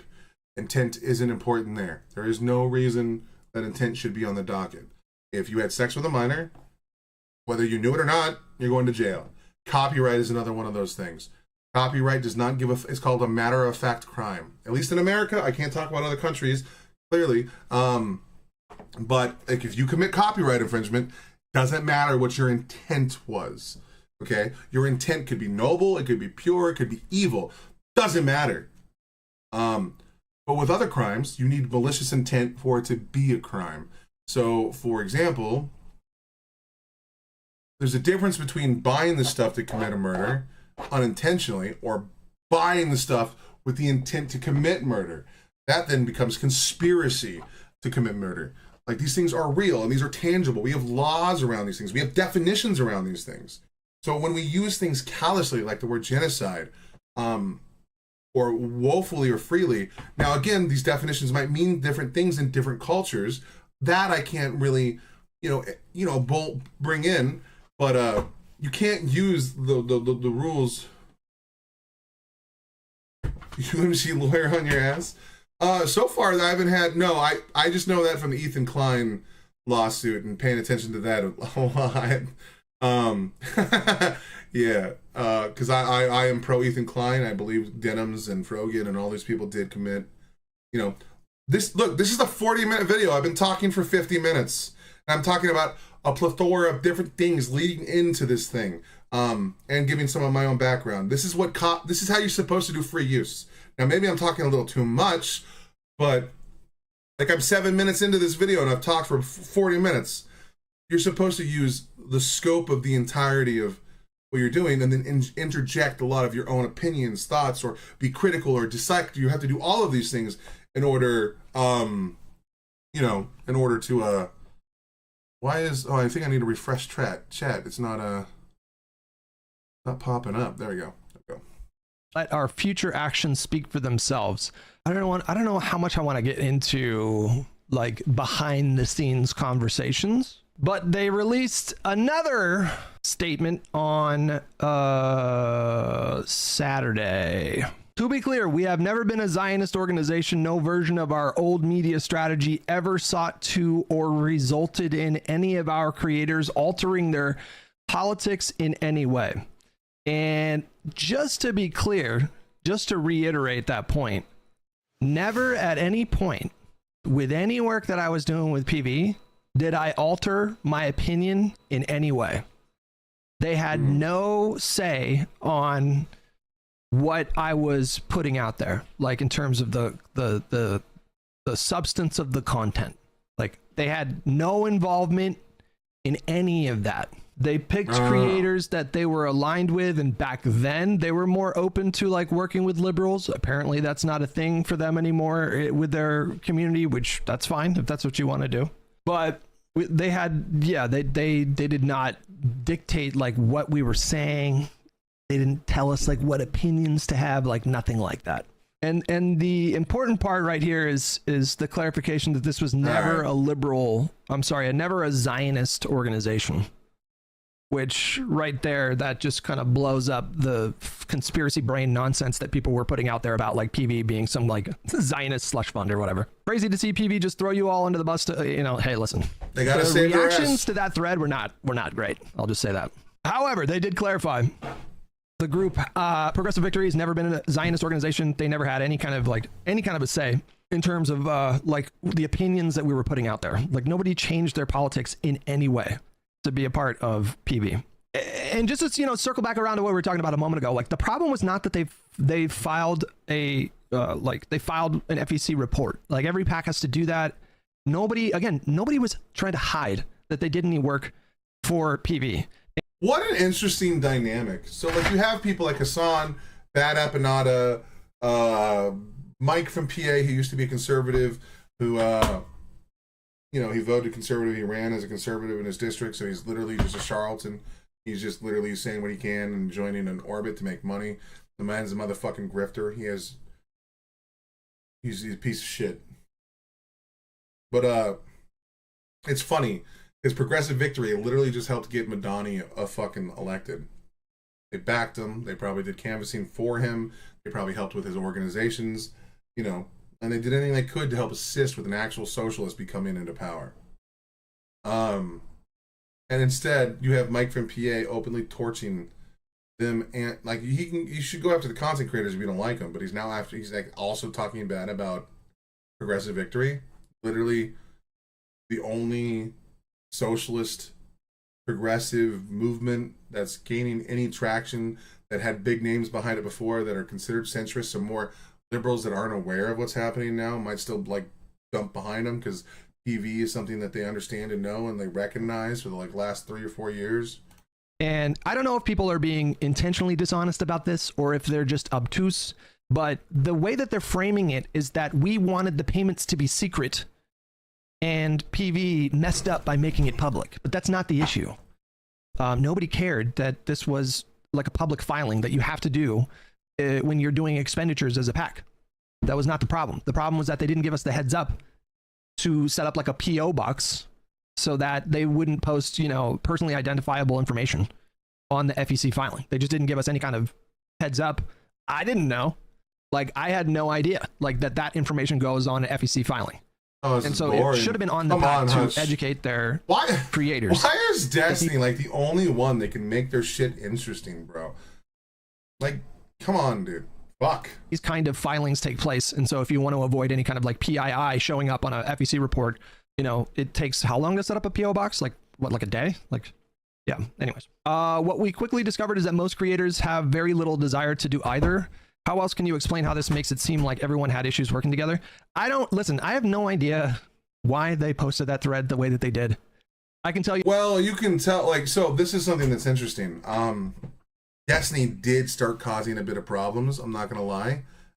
Because initially, Destiny and Emma Vigeland and Vosh had to do a panel together with, I think, an actual senator at the time. And then, like, it went pretty well. I mean, something that annoys me is when you see like a content creator with a large audience, like Emma Vigeland, who's part of the Sam Cedar report or Majority Report or something like that. Something that annoys me about it is when she's like, well, I'm just a content creator. Like, no, lady, you're on a channel with like a couple million subscribers, and you know, I'm not saying you can control your audience, you can't do that. But, you know, you can get out and be like, hey, anyone in this area want to get together and do an event? Instead of just make videos on the internet, you can actually put boots on the ground. So the idea that, like, content creators or people that have a fan base can't do things is ridiculous. You can just use Ren as an example, by the way. Like, when Ren says, hey, we're going to do a busking event, people are going to show up if he says where they're at. You know what I mean? Like, people show up for the things they enjoy, if they can. And if you enjoy trying to fight for equality and women's rights and all these other things, you know, she can put boots on the ground there. You know, if Sam Cedar shows up at one of these events, it'll blow up. Hassan Piker says, hey man, we're going to do an event here. People will show up. You have tangible, not power, but you have some form of influence if you get to a certain size. And pretending like that size or that influence is irrelevant is insane. It's downplaying the amount of impact people have. Like, So many people have made dramatic changes to the way things work in multiple areas in the world or countries or whatever. And they're just individuals. People can change things, especially if you're charismatic and you have the ability to like inspire. Like, just look at what Trump did. One man nearly toppled the entire United States through his bullshit. You know what I mean? Like, Trump wasn't super powerful before. He was just rich and an actor. Oh my God, what power did he have? But then he, like, you know, used his audience and then blew that into a fucking movement. So when people like Emma Vigeland say these things, you're like, come on, stop it. And then Hassan says, well, I can't moderate my chat. And it's like, well, yeah, you can, dude. One, you pay moderators for a reason. Two, yes, you can. You can moderate your chat. You can allow certain things to be said. If there were people in here saying, like, death to blacks, do you think I would let them still be in here? No, I would ban that person. And then that conversation or those type of statements wouldn't be here or live. Come on, man. Like, you can moderate things. If people are saying an unhinged shit in your chat, you can kick them the fuck out. You have that power. You might lose a viewer. Bummer. But yeah, man, you can moderate things. But Destiny did cause a little bit of problems because the day after they had that event, you know, Vosh did a hit piece on him and came out and saying all these mean things about Destiny and how he's a piece of shit. And then Destiny was like, I'm just done participating with these people. I'm not doing it. You know what I mean? So, like, he did shut down that after setting up a good couple debates and, you know, putting a lot of boots on the ground. That I was collaborating with a bunch of other PV creators. I was doing my best to try to like steer my community in that direction because I felt like it was something tangible. It felt like it was like a group that you could join to do various canvassing efforts around the country. Like, it was an opportunity for people to actually take some kind of substantive action, some kind of tangible action. Honestly, their Twitter thread felt very emotional to me, more than an official statement. Well, you know, they're in a tricky spot when you think about it. They're in a tricky spot. Exactly. Hundreds of people show up on Brighton streets fast when Ren and the Big Push have a random show. People are getting hotel rooms overlooking the main drag just because. Exactly. Like, if you build an audience and, you know, you go do things, like, let's say we end up, like, let's say, even me, like, I'm a small guy. If I say, hey, man, let's go meet at a pub and I'm going to be in this town and you're, like, within 20 miles there, you think you probably would show up, man. Get a pizza or something. You know what I'm saying? Like, even though that's not, like, the same level of these things, like, you would just have to amplify it based on the size. You know what I mean? Like, people have some form of power. Well, not power, but they have influence. And to pretend like you don't is just ridiculous. Now, the level of your influence depends on the size of your audience. I'm in, homie. Exactly, dude. Exactly. Spot when you think about it, because it looks like so they don't want to work with liberals anymore. Okay, if you want to be an exclusively leftist group, that's fine, I suppose. But you just imagine the type of people that are in that group now. And see, this is also a further indication that we should stop courting them. I think the left civil war is here, and we need to be involved. They're saying that they don't want to have liberals on their platform anymore. Good. Thank you. I need more evidence that you are separating yourself from liberals. I need more Hassan mask off moments where they say liberals are the problem. If you're ever in Houston, I'll entertain the fuck out of you. Let's go. Let's do it, man. That's a drive, but I'll be down there one day. I mean, dude, in 3 years, I plan on taking my van into a van life world. I'm ready for it. I'm ready for it, dog. I wonder why the chat shows up over there sometimes now, but it won't show up over here. A little strange. It's probably because I'm such a small channel that it's just bugging out. And, imagine you've been working with PV and you're endorsing candidates like Mamdani, and they've endorsed other candidates in the last year that have been pretty far left. And you've kicked out all the liberals, and then one day, the biggest left-wing streamer on Twitch is accusing PV of being a Zionist slush fund. You know what I mean? I love it. Call it out. Call it out. Barbecue and shenanigans. Fuck yeah, dude. We're gonna tear up, man. We're gonna tear up Houston. Imagine being a part of that community and you're like, what the fuck? what? Like, you know, we endorse Mom Donnie, you know, like, and now they have to defend themselves against like the biggest left-wing streamer on Twitch, maybe on YouTube as well. And you obviously don't want to like alienate Hassan's audience either. So in a way, I'm sympathetic. But still, it felt like, felt not great. Yeah, but anyways, like, we can restart at the beginning here. But Mike is already, his analysis is off because the problem was not that they did an FEC filing. Nobody cared about that. Nobody was trying to hide that they were working with PB. It was not a secret. If it was a secret, it was the worst kept secret of 2024. Okay. Yeah, because it was in the name of a lot of the videos. They would walk up and be like, "We're here with Progressive Victory." Like, no one was hiding they were working with Progressive Victory. What the fuck? Like, that's when I started watching Destiny full time, when he was working with Progressive Victory. I've only been watching Destiny full time for 3 years. I used to think Destiny was a fucking moron.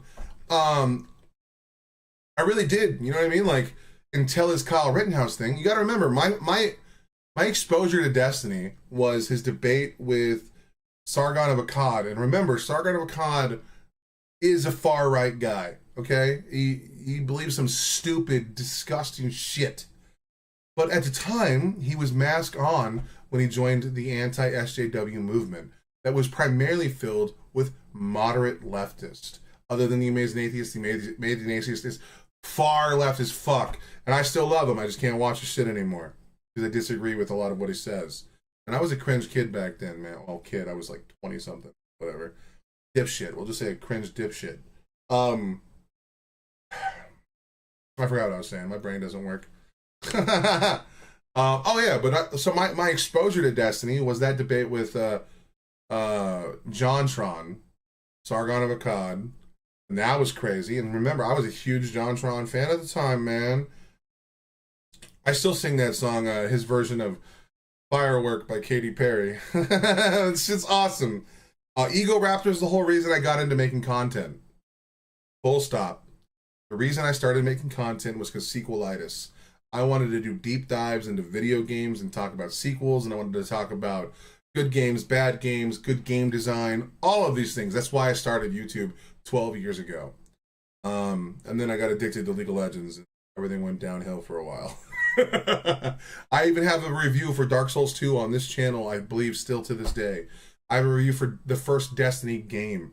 That being said, like, anyway, so like Destiny for me initially was, I was fanboys of JonTron. So I was a fanboy for JonTron, but I already didn't like Destiny. Now I've gone back and rewatched that debate, and Destiny mopped the floor with him, and there's a reason why JonTron left the internet. But then Sky Williams, because this happened in League of Legends, this happened around Twitch a long time ago. There was a debate between Civ HD and Sky Williams versus Destiny and CaseyTron. And in that debate, I hated Destiny. I thought everything he said was wrong. I think it was disgusting. And I don't like that he was running defense for, letting booby streamers be booby streamers. A lot of us have complained about that for a long time. My complaints were because I was a small content creator and I couldn't get any traction. But most of it was coming from a personal area and not necessarily like a deep philosophical area or something that required any level of thought. I was just being a greedy little bitch. Or not a greedy little bitch, I was being a butthurt little bitch because I wasn't getting views. And I'd be making videos and getting 20 views. And then I saw like women that were just super attractive getting tens of thousands of views. And I was just like, this is bullshit. You know what I mean? And then I got banned on Reddit. I got banned on League of Legends Reddit. And I was just like, all right, well, for self-promotion. Because I didn't use the website other than to promote my stuff. And I guess you're not allowed to do that. At least on that particular subreddit. But then Total Biscuit joined in, and he said a lot of smart shit. May he rest in peace. Total Biscuit, the hero of games and gaming journalism. Though we disagree on a few things, I love you, brother, and your defense of Warframe and League of Legends in the early years were outstanding, and he was a good authority on a lot of topics. Man, it's a bummer he got cancer. Such a bummer. I used to watch the Co-optional podcast all the time. Long before podcasts were popular, by the way. I was doing that like, fuck, dude, what was that, 2012? And then they got bought by Disney and everything went to shit. Anyway, Polaris. That's when they switched the name to Polaris. I remember that shit. Fuck, dude, that was so long ago. In alignment I've been adjacent to all this shit for so long. with their political objectives. In this country, there is a wide public policy interest in uncovering paid influence operations in politics. You took the money.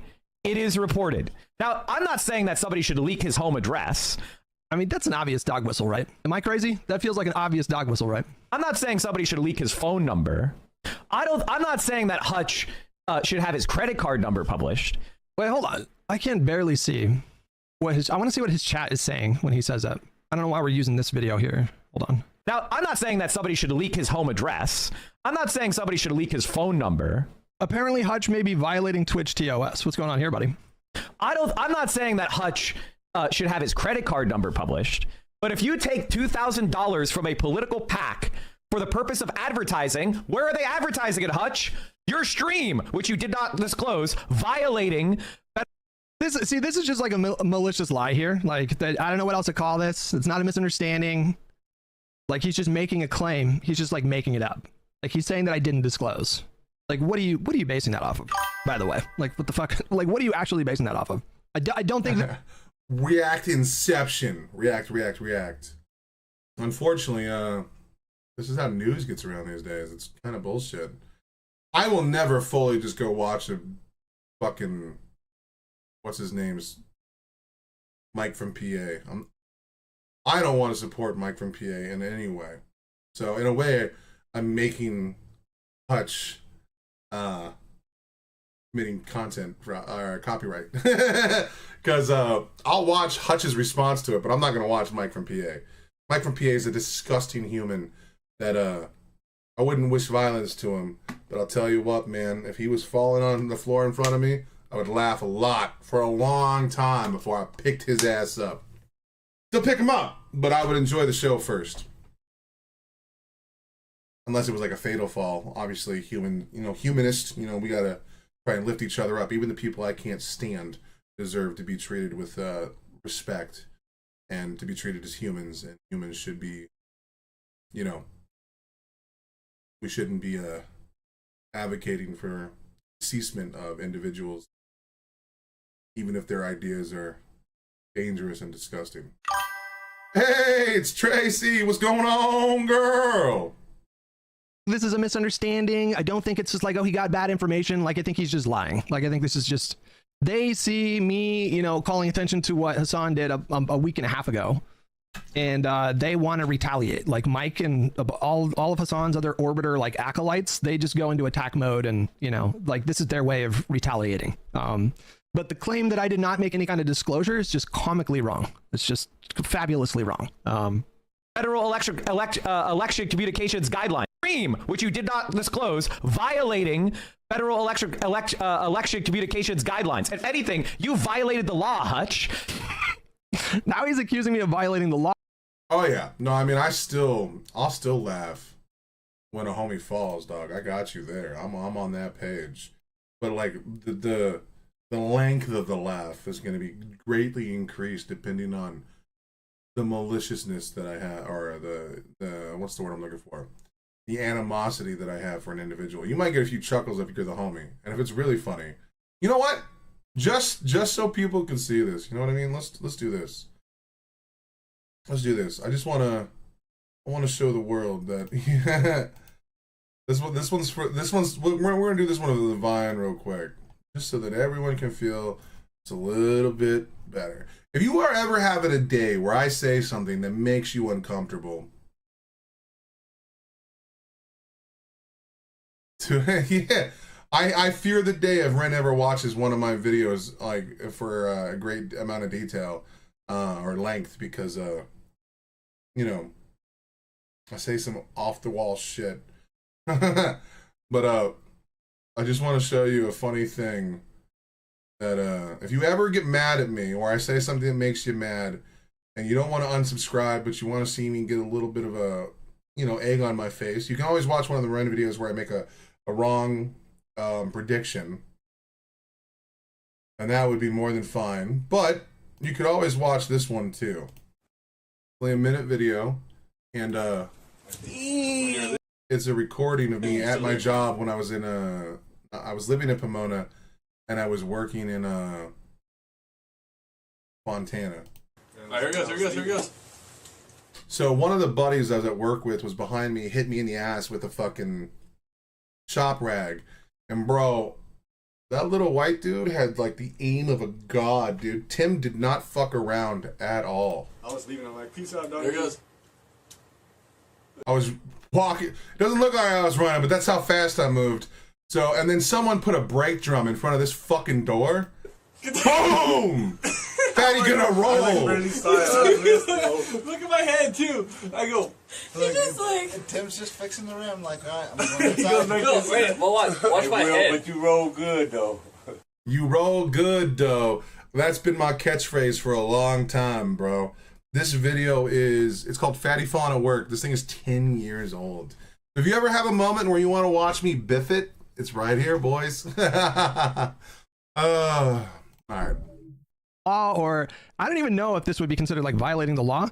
I don't know if it would be like violating a regulation. Is there a difference between the two? I'm not sure. But now he's accusing me of doing crimes.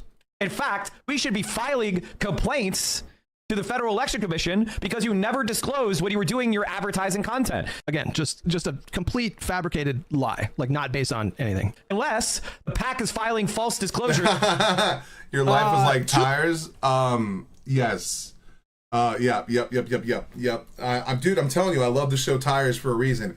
Me and Shane Gillis, he's my spirit animal. I'm telling you right now.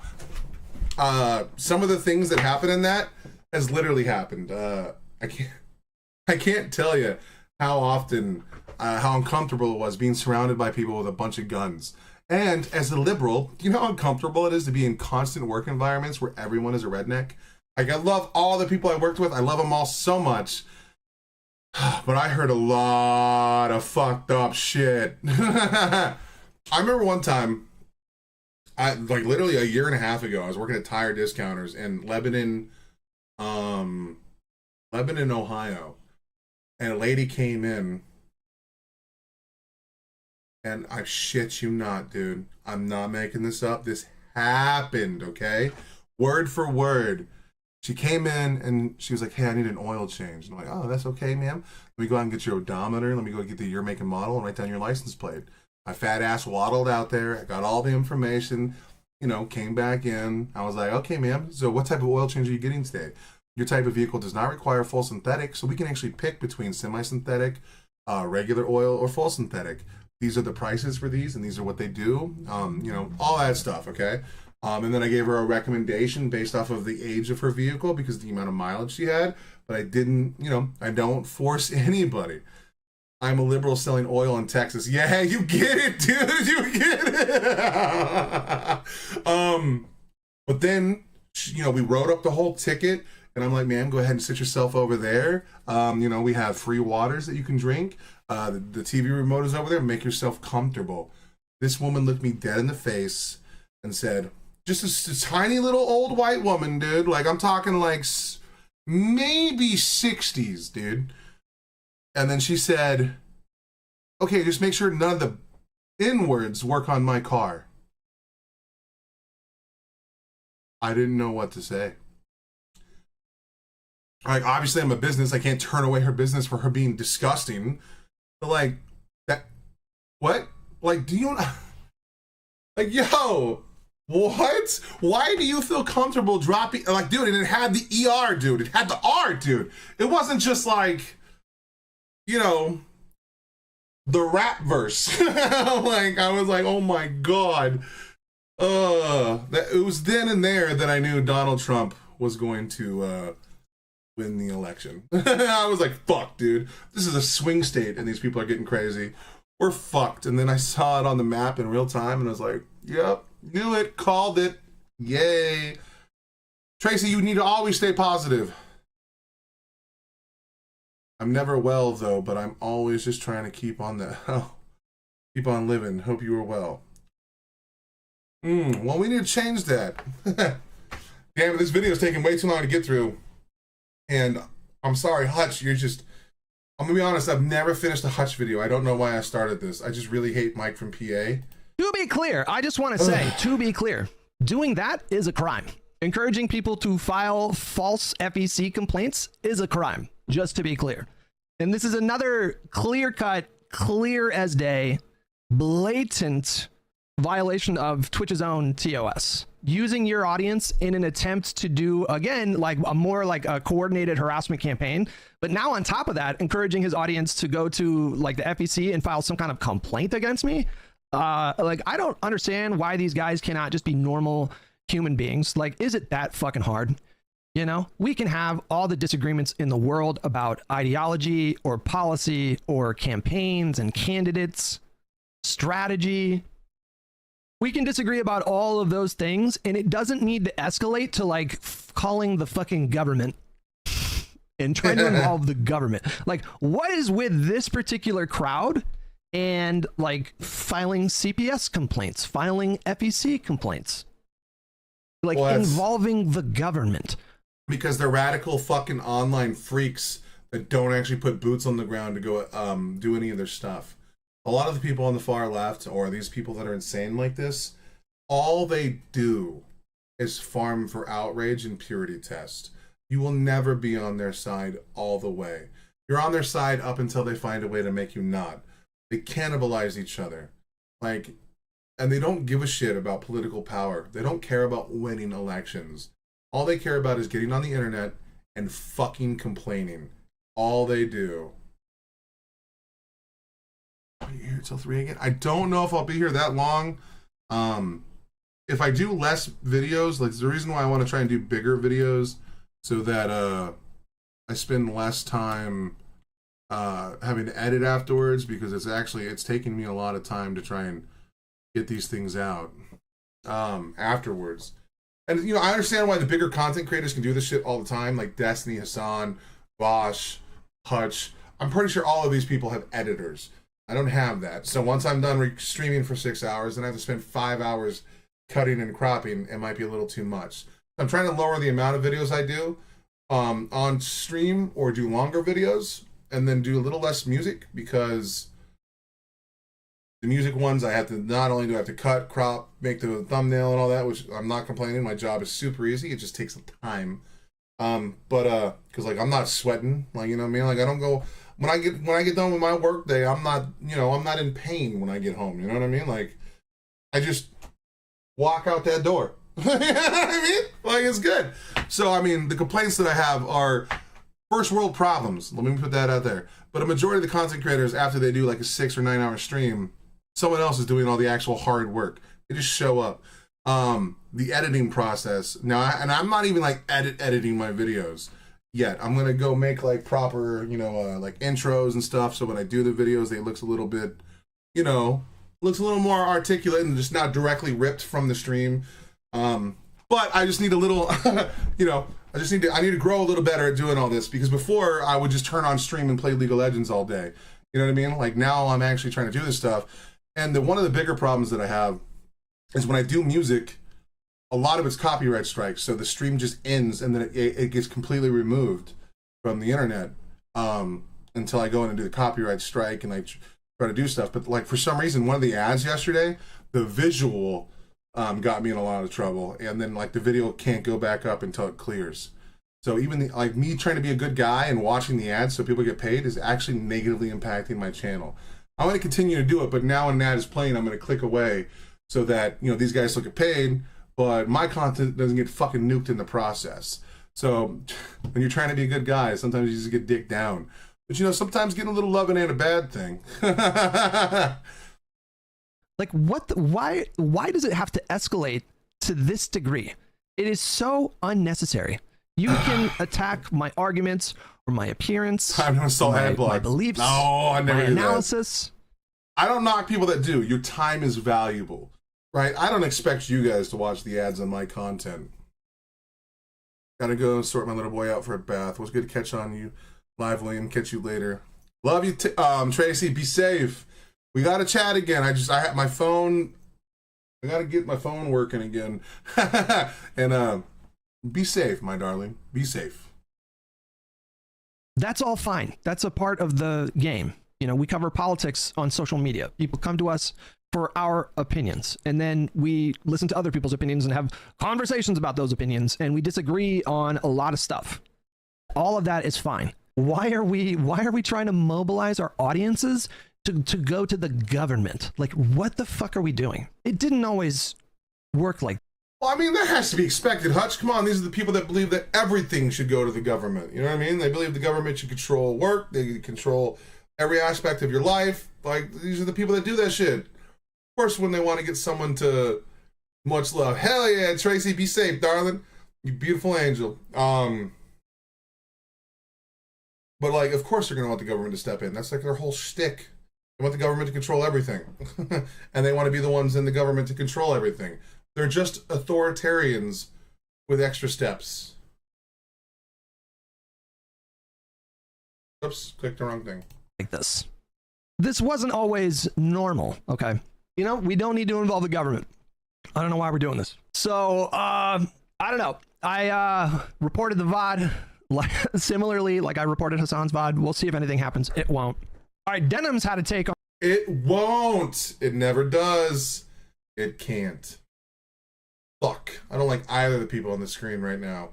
Pisco or Prime. On the recent Hasan discourse. Can we get to the slop today? I know everybody's been looking forward to this segment of the stream. Well, you're in luck, because we're finally going to dive into Denim's opinions on the quote-unquote drama slop. Everyone's been looking forward to it. Let's dive in. Someone just said I streamed the address of Dylan Burns. Just said you streamed his Addy. Is that true? Why the fuck? People. Open presents. Thank you for the 25 gift subs. Thank you so much. She's getting 25 gifted subs. Jesus, what does the brother have to do? I'll do it. I'll wear the exact same outfit as she does in this video if it means you guys gifting me 25 subs.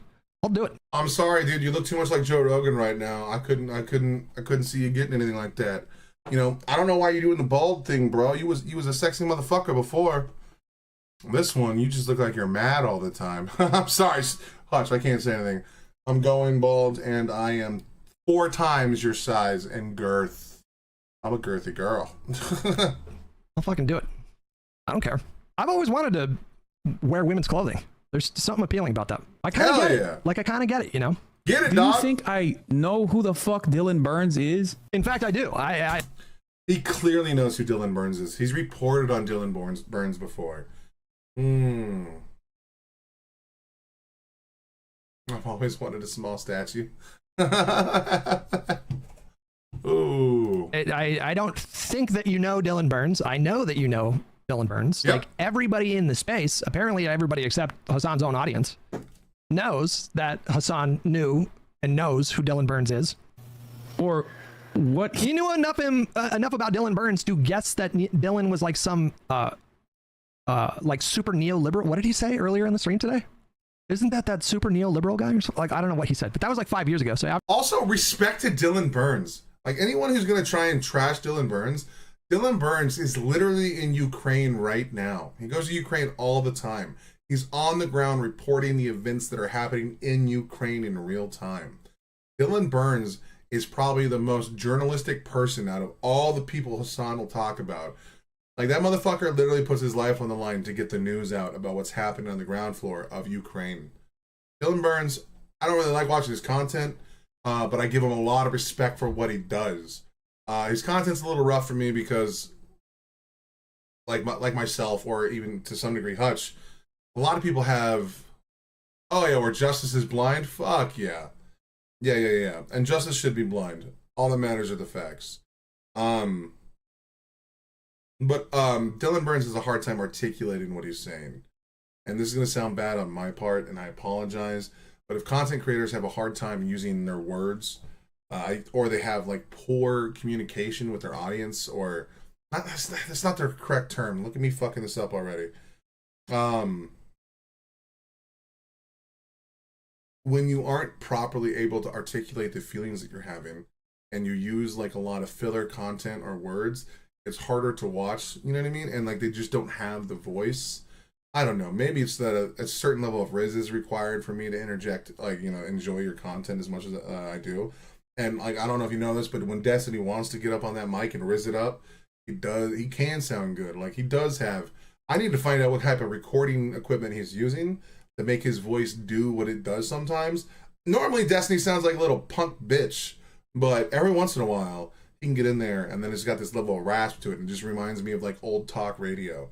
I don't know what that is. I need to figure that out. I need to start listening to like getting into audio quality or something. I think that's something that I need to start doing.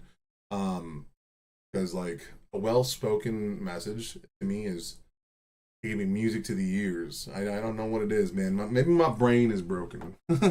Sometimes even if you say something I like, but you say it in a poor way, I just it's not my style. But Dylan Burns is a talented young man who's actually very good at rhetoric. He's also good at when he knows a point, you're not getting past him on stuff.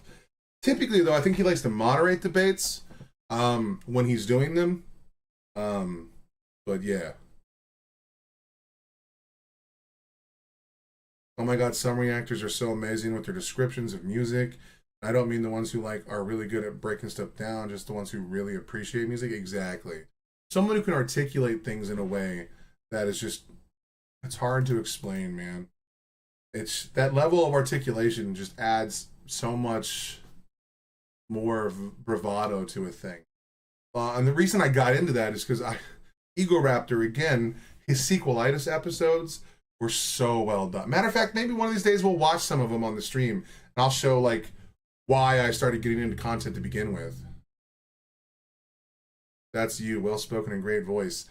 Look, I'm glad you guys think that, but I cannot stand the way I sound when I listen to it. If I listen to my own content, I have to speed it up because I just it's not for me, you know. And also, I just need to find better ways to EQ. Actually, the mic stand should be here tomorrow, so I don't have to hang this on here anymore. And then, like, I can actually properly do stuff. And then my actual key light will be activated tomorrow as well, because the power wire for it. So my face will be properly lit up, and you guys can actually see what I look like in the worst possible way. No one likes their own voice, unless you're egotistical. I bet you there are some people that just really get into their own sauce. It's just, I'm not one of those guys. Excuse me. Headphone throwing reactions. What? Yo, sometimes, like that Chinchilla song, was it, I think it was Cold Water or the Fly one, where I think Chinchilla nearly killed me, bro. I was spazzing out, my headset came out, and then I got a cramp in the back of my neck. She was taking me out. She heard what I said about her outfit, and she wasn't having any of it. He obviously knows of Dylan Burns, right? He does, let alone find his address and then stream it? What are these people saying, bro? What do you mean? How is she going to cover this? Like, I'm so curious. Like, what is the actual She's going to run defense for him because these people are blue MAGA. They don't care. They don't care. These people have no morals. They'll say whatever. Oh, sorry, I need to move that because now it looks like I've defense that these people are running for him. I honestly don't know. But like Hassan's ilk and his orbiters and these people, like I know so many pro-Palestine people that aren't insane. Okay? There's nothing wrong with being pro-Palestine at all. You can openly admit that the Palestinian people are in a really shitty position and they do not have the power and they are disenfranchised. And so the burden of responsibility on those that are in power are higher. Anyone can agree to that. You don't have to be, you don't have to be like you don't have to be a genius or anything like that to determine those that are in power have a higher responsibility to use that power in a way that is not fucking harmful to the rest of the world. That's why what Hassan does is dangerous.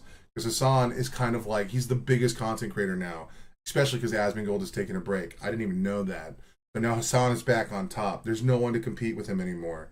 And there's no way to hold him account because Twitch lets him do whatever he wants. So he can say whatever he wants without any remorse or repercussions. And he doesn't give a fuck. He can just gaslight or lie. And there's no negativity coming his way from like actual people in power. People watching are starting to catch on, but his viewers aren't going down. And it's because he's super attractive. You don't have to be pro-Hamas to be pro-Palestine. Exactly. In fact, I think that a majority of people should be just anti-Hamas.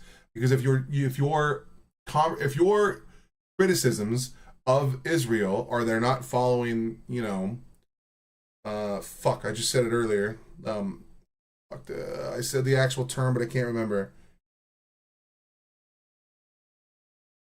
You were the first that I had a leg falling asleep moment the day I subscribed. Yo, bro, you know, you guys ever remember the moments where I'd be streaming and you'd see me like lean back and give it like a yelp? That's because my leg was falling asleep recording. Like every time. Luckily, this new chair, I don't have that problem at all. Plus, I'm already getting way healthier. My clothes don't fit anymore. Look at the fucking saggage of this, bro. Like before, I used to have to pull my fucking necklace out. That motherfucker almost hangs out on its own now. Jesus Christ.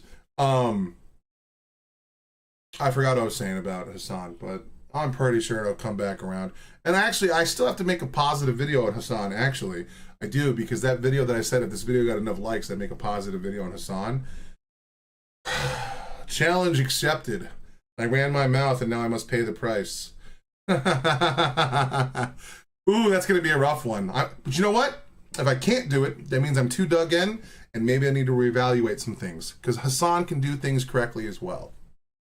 I just hate the way he fucking talks. So, No, Mike keeps his VODs private for only subscribers, and I am not giving that guy a Prime sub. So I have no idea what the larger context was of Mike's stream. I haven't seen what like Denim's, like I know what his followers are saying, which is that they're doing a whataboutism with Ethan. Because Ethan referenced a lawsuit and showed a screenshot of the top line of the lawsuit that he's engaged in with Denims, where it showed her real name, which I guess if you want to concede like that, according to Twitch TOS, that might qualify as doxing as far as they're concerned. But again, the intent has to be to get people to harass that person. There's obviously a big difference between having somebody's name on your screen and having somebody's city, state, and then zip +4. These are like very different examples. That's really been the only defense that I've seen. Like the other defenses I think are not, like they just don't really make any sense. Like, oh, he didn't notice that the information was on the screen. Like, I don't understand how that's plausible. It's either that or it's not doxing because it's a public, like a public filing, which this is not how TOS defines like doxing according to their enforcement of TOS. Got you. It doesn't matter if it's public information. In fact, my understanding is that 95% of doxes, I don't know where the statistic came from. This is just something that I saw people throwing out there. 95% of doxes, like they involve getting information from a public website and then, you know, using it in a way that directs like harassment towards that person. So it's not like the fact that it's a public filing that doesn't insulate you from any kind of accountability. And then they just do like the whataboutism. And I'm assuming that's what she's going to do here. It's also important to point out that, and this is just a technicality, but it's true. I don't think Ethan is on Twitch, right? Does Ethan stream on Twitch, by the way? I don't think he does. I think he just streams on YouTube. I could be wrong. But YouTube's TOS, I don't think what Ethan did in terms of showing the first page of the lawsuit with her real name, according to YouTube's TOS, I don't think they consider that to be some kind of a doxing thing. Twitch's terms do. They absolutely do. That's my understanding. Don't take me at my gospel word on that. Hold on. Let me just look this up. What is YouTube's policy, TOS policy on doxing? Prohibits doxing, which includes sharing someone else's personal information without their permission. This policy applies to content that threatens to share or encourages sharing non-public, personally identifiable information. So I think YouTube's terms specify that if it comes from a public source, then you can show it, you can report on it. That's just a cursory Google search. There could be more to the policy, but I think that alone right there makes it different from Twitch. Twitch's TOS, absolutely, it doesn't matter if it's public information, which I guess kind of makes sense for YouTube, because YouTube, they also host a lot of like proper news channels, you know, like Fox News and NBC and CBS. Like they have a YouTube presence and they're going to be reporting on public information, like things that are found in like public filings or documents or whatever. Yeah. Didn't H3 get banned on Twitch for streaming the content Nuke 24/7? I think so, but I don't think they stream their podcast on Twitch. Are we just fucking... You still haven't denied it? Why do people like listening to Hassan talk, dude? Could you imagine if I'm like doing that shit? I would fucking blow my brains out, dude. I swear to God. Why does he do these like long, exaggerated pauses where he just throws in the lamest sound effects with the most forced fucking giggle I've ever heard in my life. How is it someone who does this 9 hours a day is getting worse at doing this? Is he just getting really high and then phoning it in? I don't understand. Like things that are found in like public filings or documents or whatever. Didn't H3 get banned on Twitch for streaming the content Nuke 24/7? I think so, but I don't think they stream their podcast on Twitch. Are we just fucking... You still haven't denied it? What defense is she gonna... Nikki, my dear, just popping in to say hi and stretch my comfort level with peopling. Hey Nikki, I want to let you know something. Whatever you're going through, whatever's on your docket today, whatever's got you feeling in any direction, I miss you. I wish you the best, and you light up my day every time I see some of your comments. So, if you ever need to talk, please send me messages on Discord. I want to make sure that one of my golden girls is okay. You and Hassan have a similar laugh sometimes. Ouch! Pixie, why? Alright, it's okay. I accept it. Maybe I'm more of a Hassan than I am a Destiny. I take it. I'll take it, dude. A run for him, guys. We need to guess. I do think she's going to mention the lawsuit. I do think she's going to do a whataboutism for Ethan. And I think she'll probably do the whole, like, it was public information thing. And then, yeah, I think it's going to be those two. I could be wrong. We'll see if she runs any other defenses for it. What the? A lot of these YouTube channels have partner managers who facilitate their channels. I think I might have a partner manager on YouTube. I don't know. But I definitely don't have a partner manager on Twitch. Like, I don't have a direct... There was a time when I knew, like, 15 people that worked at Twitch. And I had somewhat of a direct line. So if I had any issues, there were, you know, they were usually remedied. Let me guess, they all got laid off because the site isn't making any money anymore. Fuck Dan Clancy. Like pretty quick because I just knew so many people that worked at Twitch, right? And now I'm a fucking dinosaur, bro. I don't know. I literally don't know a single person who works at Twitch. Like, I don't think I know of anyone that works at Twitch. I could be wrong. Not in a creepy way. I know, darling. I know. Still, I miss you. I don't see you in the TTP as much, and I'm like, no, Nikki, you were so happy in there, and we were getting so much going. But I understand. You got to take care of yourself. You got to take care of your mental. That's number one. No amount of content or any of this stuff overrides that. And just know whenever you're willing to come back and hang out and do your thing, we're always welcome, and we miss you. You know what I'm saying? Fuck. Are people just like now they've decided? Didn't you defend Ethan Klein when he was accused of doxing? So there were two examples that they used for Ethan. One of them, again, on YouTube, he did not violate any of those policies, to be clear. The two examples that were given were... I think at this point we need to make a federal rule about doxing and probably swatting and all these other things. At this point, we need to make actual legislation around these things because I know as ridiculous as it sounds, I think these things are going beyond merely just the means of a platform. I think we need to actually write some in-depth laws about this because people's lives are ruined. Some people, I think one guy got shot during a swatting event. These are real things and they're tangible, like they're happening. I think that we need to have an actual... Yes, and Nikki, take all the time you need. All of it, please. Just be safe. But, what was I about to say? Oh, we need some kind of actual federal law on this. Or states need to start getting together and start making their own laws. But I think a federal law might be the best bet. I know it sounds like... I don't want to put more restrictions on people, but at this point things are getting out of hand. Which is crazy, because, like, you would think that the content creators are getting older. You know, like, Hutch is in his 30s, Denims is in her 30s, I'm in my 30s. Like, we're not kids anymore, but for some reason, we're not even in the Wild West anymore, like it was the Dark Ages back in the early internet era, where everything was crazy, but now we're, like, hitting... Doxing is when someone takes your information and puts it on the internet.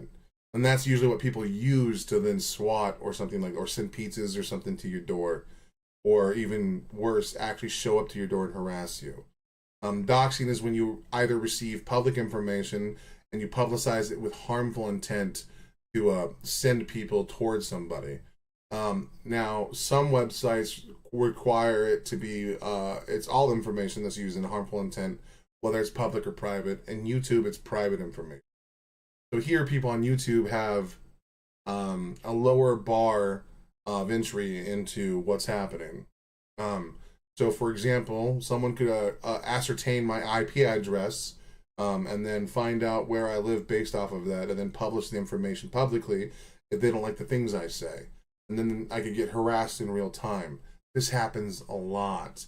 And right now there's a big string of doxes that happened from Hassan Piker because he was reacting to a bad Empanada video, who was actively known as a serial doxer. And by even invoking his name, I couldn't incur his wrath. And if that's the way it is, that's the way it is. Fuck him. He's a little spiny little fuck anyway. I think I can handle him. Unless he runs somewhere, then he's got me beat. But, you know, if he can stay far enough away from me where I can't get a hold of him, you know, and I'm fucked. But I'm also in a different state, and I live in a van. So, bring it, bitch. Now, I record in a particular place, and he can get me there.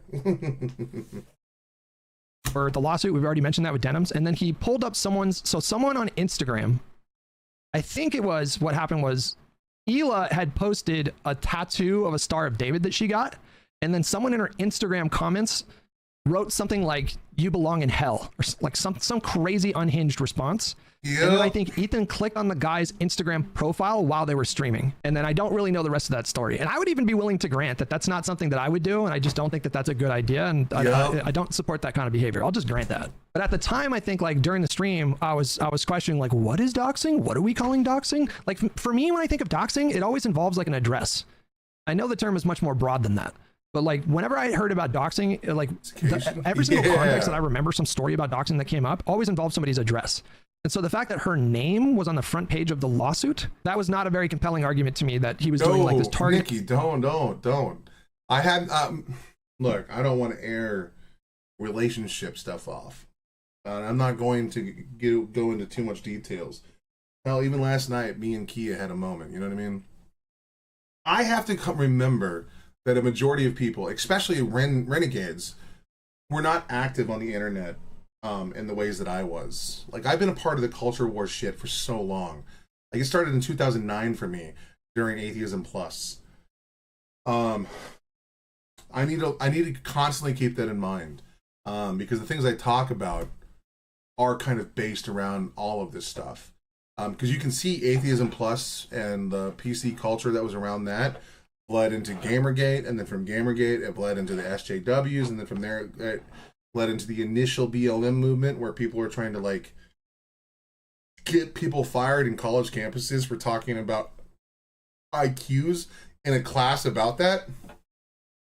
You know, and then you saw like death to white people coming from that, and they were deemed a terrorist organization at the time.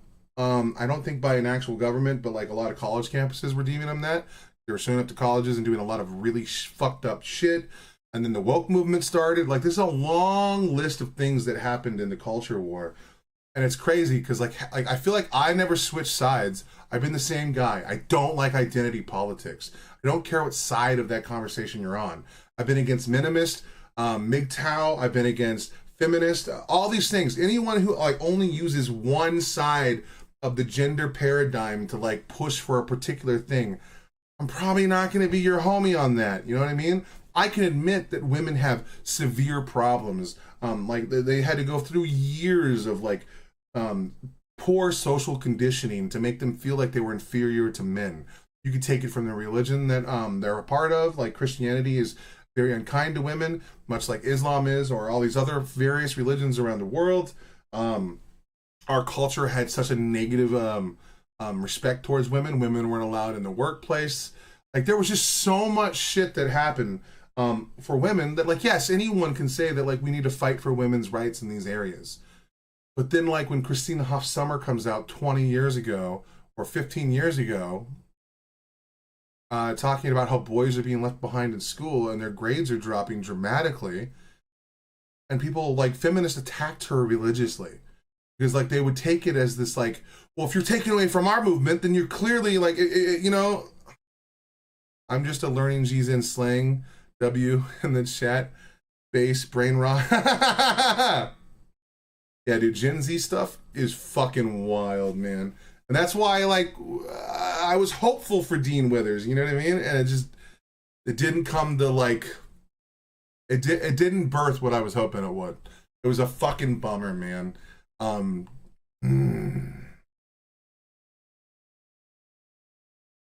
in the chat? Harassment camp. But, I mean, we can work on two issues at once. We can say that men are being left behind in schools and all these other things. And we can also say that women, you know, need to be no longer stuck in a kitchen, and women should have the right to work if they want to. And then people that don't want to do those things, if you want to have a traditional marriage, you can do that too. If you want the man to be the head of the household and you want to be a caretaker, if that's your prerogative and that's the agreement, and you come with your lover or loved one or wife or partner, then by all means, and vice versa. If a man wants to be, basically, I'm a stay-at-home man right now. My job is just here on the internet hanging out with you guys. You know what I mean? Like, I'm not going to work. My work is a fun thing that I'm already doing. I was gonna watch this video whether I was streaming or not.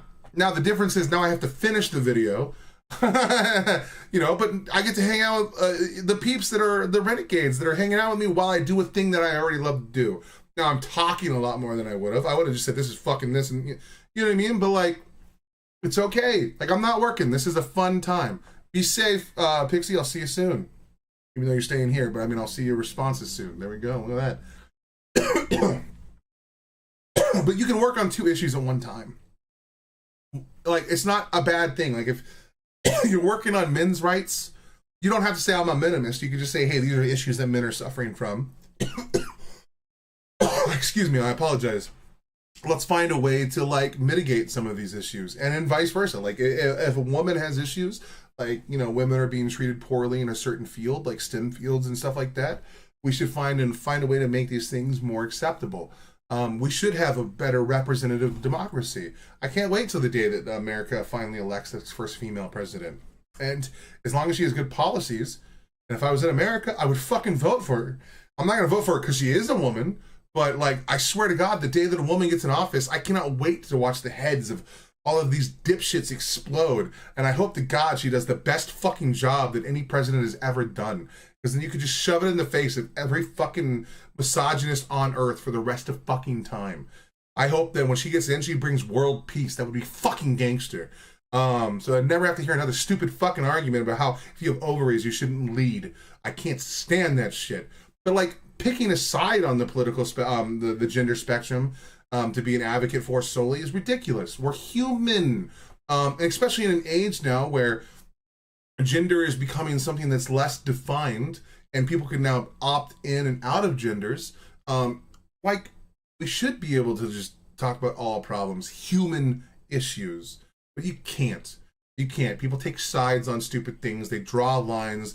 They dig themselves into these fucking corners, and then, like, they wrap their identity in these things. Like, I'm never going to say that I'm an outright feminist and use that as, like, a definer of who I am, but I am a feminist. I do believe women deserve equal rights, and I do believe that women should have the right to live the same exact fucking life a man does. But I'll never be the guy that's out there pounding my chest saying feminism is the way. Feminism is the way. I'm not going to say that because it's not entirely the way. I don't want to destroy the patriarchy. I just want to make it equal. I you know what I mean? Like, I don't want to destroy the entire structure of the world that we live in and completely erase things that are there. In the same way for minimists. I want some men that are suffering under the weight of being a man and suffering due to toxic masculinity to be less like that way.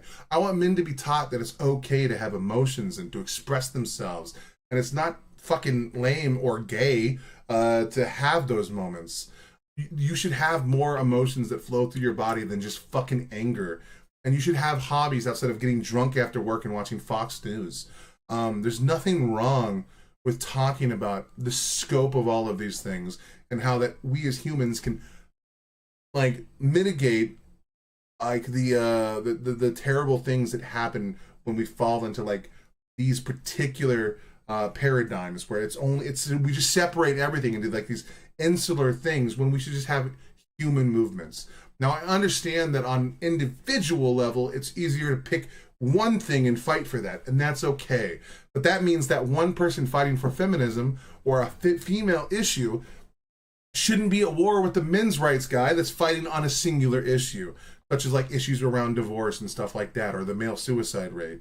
We can have that stuff. I love you all. I'm going to go to the grocery store with my big old don't talk to me headphones on and try to get a few groceries without speaking to anyone. Thank God for self-checkout. I got you, Nikki, but you be beautiful, okay? And if you're going to listen to some music, try to listen to some happy music that reminds you of that beauty. The world is a beautiful place, and we must learn to embrace it, even when we aren't feeling so beautiful ourselves. Talking to a guy who puts himself on the internet that looks like this. You know what I mean? All right, Nikki, be safe, okay? Campaign, and the point of showing the lawsuit was to get people to harass her. Like, I don't think that that's true at all. And what Hassan and Bad Empanada were doing, which is like very obviously they were fucking with us by doing that. I did to just like make new and unique and creative things up. Is that what's going on? Void going. What is she doing? She just checked out? What's going on here? She never reacts, man. Oh, she's got to do the Hassan laugh before she starts talking. Hassan referenced me by name during his stream and has accused me of being a war tourist before. I don't know why he's pretending not to know. Exactly, dude. He used to call Dylan Burns a war tourist. I forgot about that. Fuck. Dylan Burns, he knows who Dylan Burns is. Everything Hassan just said was a fucking lie. My name.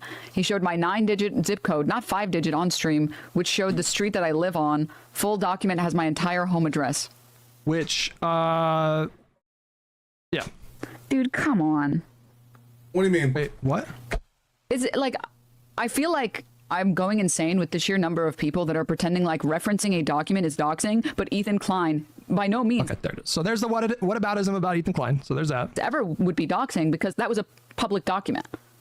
That's even a ridiculous concession. IMO, the guy was saying shit to Hila on Instagram and he clicked a profile commenting on her Instagram. I mean, I just like, I don't know. Generally speaking, one thing that I have never done on this platform, I just don't know if it's ever a good idea or justified to use your audience in that kind of way. You know, like if there was a way to like address the guy's comment, I think you can do it in a way where you're not like pulling up their profile or whatever. But even that, like, I don't think that is nearly as bad as like this information here. And like clockwork, she just immediately does a whataboutism with like Ethan Klein. First of all, what does Dylan have to do with Ethan Klein? Have they ever had a conversation? Like, why is she bringing up Ethan Klein? That was a public filing. Referencing that is fine. That's not doxing. And it's like, I'm sorry, the difference is between what your 5-digit zip code and a 9-digit zip code. Meanwhile, Ethan has like shown the city that I live in on his stream with my full name. Hold on. So what's worse, the city you live on or the street you fucking live on? Dylan Burns uses his full name already. So if you know the street he lives on and his name, like, come on now. Now, granted, most of the time he's probably not at his address. Usually he's out in fucking Ukraine for like long swaths of time. But like, who could possibly be at his house? Maybe his family, maybe loved ones. No, there's a difference between using a fucking court case, public filing, and according to like, you know, YouTube, he hasn't doxed anybody, and then someone like publicly using information in a malicious way to attack people. Either way, maybe Ethan shouldn't have been doing that. Maybe Ethan should keep his fucking mouth shut about the filings that he's doing. Maybe he should have been avoiding all of that bullshit. You know what? I can get on page with you, girl. Let's say it together. Ethan should not have done that shit. Full stop. Full send. But that doesn't mean that Hassan didn't do anything bad. Two people could have done wrong. Problem solved. Look at that. We came to agreement. Except I doubt you would agree with me, eh? You would find some way to justify Hassan's doc regardless. Name that was not public. What? I don't understand the connection that she's making between Dylan and Ethan. Am I missing something, guys? If you want to make that with me, because I just appeared on the podcast, all right, fine. If you want to do that. Well, no, it's not even about, like, Hutch is now being obtuse for a reason. He clearly knows why she's making the claim that she is. She's saying that if people like Hutch and all these other content creators or all of these vans or all of these things are okay with one person doing a form of doxing and not okay with another, that it's a form of hypocrisy. I don't have to be disingenuous here. Like, you can just be honest. You can just say what she's saying. Hutch is being kind of a little bitch right now. I'm sorry, Hutch, I love you, but clearly you know that's what she's saying. You clearly know that the whataboutism is just to point out to the hypocrisy of one side over the other. If you're okay with one person doxing, you should be okay with both people doxing. Either it's okay for both people or it's not okay at all. Now you can get into the structure of what each one was, and you can get into the details about that, but she's not doing that. She's just getting into the point that's saying one did it, the other did it. Now, your job is to refute that by stating, like you did earlier, by which one was doxing, which one wasn't doxing, and then you can advocate for fucking pushing for, a federal policy that this way, if someone does any kind of form of doxing, that maybe we can drop the fucking hammer on them instead of just wishing for a goddamn ban from the, yeah, both can be bad, yeah. So Hassan, not Hassan, but Hutch right here, unless he gets more into it a little bit in the future, because we still have quite a bit, we're halfway through the video, you know what I mean? Like, that's not necessary. Hutch is now doing like a weird deflection. He might, Hutch is usually pretty good at it, so maybe... I'm missing something, guys? If you want to make that with me, because I just appeared on the podcast, all right, fine. If you want to do that. It's still whataboutism, but if you want to do that, that's fine. But is there any real connection between Dylan and Ethan? There doesn't need to be a connection between the two of them. All that it has to do is that Ethan doxed fucking her, and now Hassan doxed someone else. You just have to say both are bad, dude. That's all you have to do. This isn't complicated, man. Now, of course, you can have a subtle, nuanced conversation and get into the weeds about which one was doxing, which one wasn't doxing, how doxing worked. But right now, she's just making a mass appeal to hypocrisy. And it's your job, as the person that's refuting her, to fucking point that out. And you're not. You're not going into those details. This is a weak argument on your part. And Hutch knows way better than this. Even though I don't really enjoy Hutch's like vocalization of things, he's very intelligent and he does very good 90% of the time. He's probably one of the best people on the left. I mean, other than Lonerbox. Lonerbox is probably the best. Even though me and him are probably, because I'm really into, my boy Destiny, because Destiny is probably, I want to say Destiny's the best, but he comes with a lot of baggage. Lonerbox still keeps a lot of the Destiny-isms without being Destiny, and also being a little bit more progressive in a few areas. And that is more palatable to more people. Have they ever collaborated? Have they ever had a conversation? Oh my God, get off this dude. On Ethan's show? Did Doesn't Dylan say matter. that what Ethan did was like fine? Did he stick up for Ethan doing whatever? How's that worse than showing a 9-digit zip code? She's at this point, I think she's either purposefully being obtuse or she might just be obtuse. There's obviously a difference between referencing a court document and showing like information on your stream. Like, what are we fucking... I feel like everybody's just being like fake morally outraged at the people that... Well, I mean, is there though? Like, did the court document actually have... Because didn't Bad Empanada just show the FEC filing, which had the information on it? Wouldn't that be just another legal document? Aren't they almost along the same lines? The intent behind both of them were different. And that's where you can have a very good conversation about whether or not what Ethan did was doxing. The intent is the important part there. But they're both legal documents, right? The FEC filings that Progressive Victory did, which is what was used to dox these people, by and large, it's still a court document. It is literally manufactured to be used in court in case an issue happens. So they're both court documents, dipshit. Come on, you're way smarter than this. We have to talk about the intent behind what they're doing. Come on, Hutch. Come on, man. That they know it's beneficial for them to be outraged at. I don't really understand that. Look. Like, I just don't, I just don't understand. Like, I can't. You don't understand? Really? You really don't understand? You just said you didn't understand her statement. I understood her statement. Let's go back and I'll just tell you what it was, bro. Be outraged at. Oops. Like information on your stream. Like, what are we fucking... I feel like everybody's just being, like, fake morally outraged at the people that they know it's beneficial for them to be outraged at. Yeah, okay, so what she's saying is... She's kind of lumping you in with MAGA, right? So MAGA will say things like when Biden was president, that they're constitutionalists, that they care about state rights. They'll say these things. And then when they're put into a position of power, all of a sudden those things change. Now they're allowing Donald Trump to send in the National Guard into states without the approval of the actual governor of that state, voiding and nulling the state rights, which is their whole thing, which is why Roe versus Wade was supposed to happen. That's why when Trump said it was up to the governors during COVID, everyone, I even praise that, by the way, everyone praises that as allowing state rights to happen. And we can all agree that, like, yeah, by and large, if a governor probably knows more what's better for their constituents and their citizens and their people than someone, 1,000 miles away in a building that knows nothing about them. They don't know the way that the markets work there. They don't know what the farmers' needs are. Obviously, all of these things. Most outrage is fake on both sides. Exactly. But the problem is when you get into it, now when they're in power, we can now criticize them for not being, upholden to their values. What that Denims is saying here is that all of these people defended Ethan Klein when he showed her information on her stream. Now, he did it through a court document because he was reading the filings that she was putting through. But that being said, he unfortunately showed information that on her platform would be construed as doxing. Now, you have to have a conversation about how it wasn't doxing and how it is doxing. But you have to go through all of that. So now, when Hassan does it, those same people that defended Ethan are now running defense now running attack on Hassan. There's a level of hypocrisy here, unless you're willing to point out the differences in there. I don't know how you can't understand that what she's saying.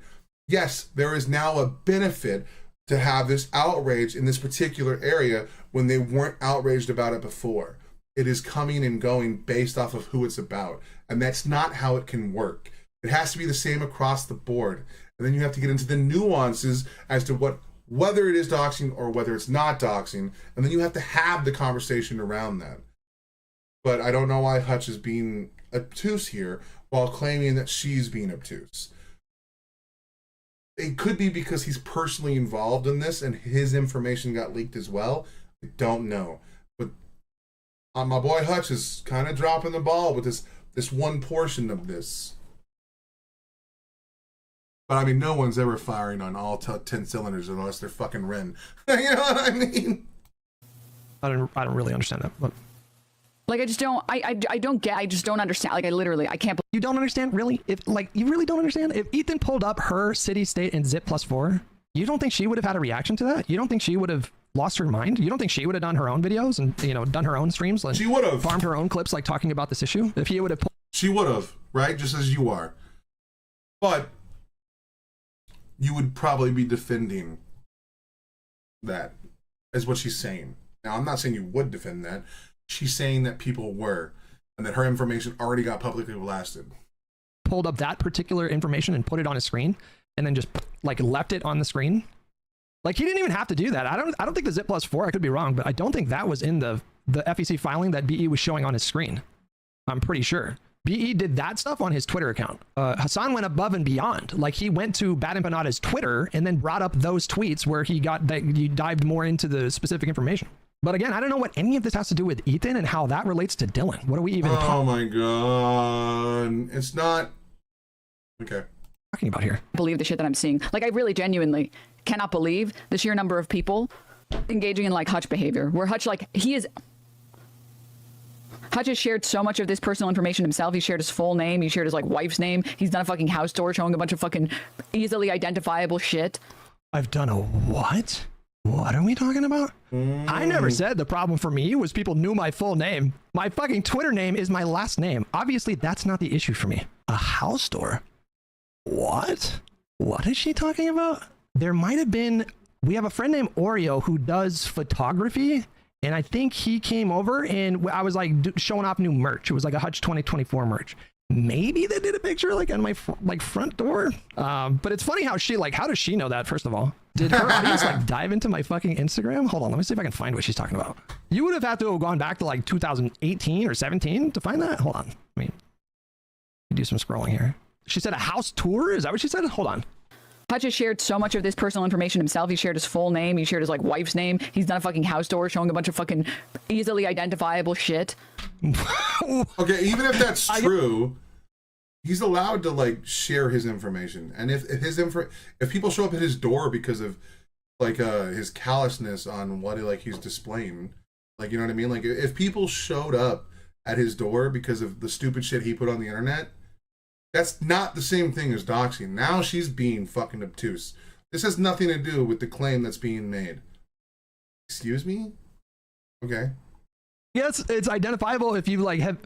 What does that even mean? Inside my home? Excuse me? You showed us your house on stream like 2 years ago? That's what they're referencing? I walked around and showed you guys my home? There's no way she's being serious with this. You showed outside through a window. I mean, you would really have to. Oh, well, I mean, listen, I guess it's the internet, right? Like, people can get like one tiny little frame of something in the background and then just like figure shit out. That thought That's never true. even crossed my mind when I was doing a house. Needs to, though, these days, man. And much respect for it. I remember, we will talk briefly about a place that shall not be named, Rule 1 and Rule 0. But one of the greatest things that the internet has ever done was, it sounds harsh, but I don't mean it. People who post terrible things on the internet, like stuff affiliated with pedos and shit, it was cool to see Anon track them down and bring them to justice because crimes were being committed. I don't think it's doxing at that point. But doing that to people that you just politically disagree with is a different thing. Being a Democrat or being a liberal is not enough reason to try and take down people. There's a difference between giving out, you know, yes, and following this guy's bad and he lives here. Exactly, dude. Exactly. House tour? I feel like is this not completely standard for streamers to do house tours and like content people? For a while there, it was super normal. Like, it was kind of standard. It was kind of expected. I said I lived in an Asian retirement community. Oh my goodness. That's certainly not true. Like, doing house tours, I thought was just very normal. The Dem Oversight Committee released Trump's birthday message to Epstein. Oh my goodness. Ew. This is fucking disgusting. There must be more to life than having everything. Donald, yes, there is. I'll tell you what it is. Ew. I'm sorry. There's no way she's referencing. Doxing bad. This video is boring as fuck. I'm out. Yeah, we've been streaming for 2 hours and about an hour and a half of it has been this. And watching Denims just be a dipshit and watching Hutch dance around it ridiculously is just, I'm out. I can't do it. I can't do it anymore, guys. I'm sorry. This is ridiculous. Oh! I've never finished a Hutch video all the way through because it, like, I don't know why. There's something about it. I don't know. Like I said, I really love him. He's a really good guy. And I stop it in his debates. His debates are usually universally great. But the stream stuff, like, All right, so we have 2 other songs we have to get to today. Where is my sticky notes?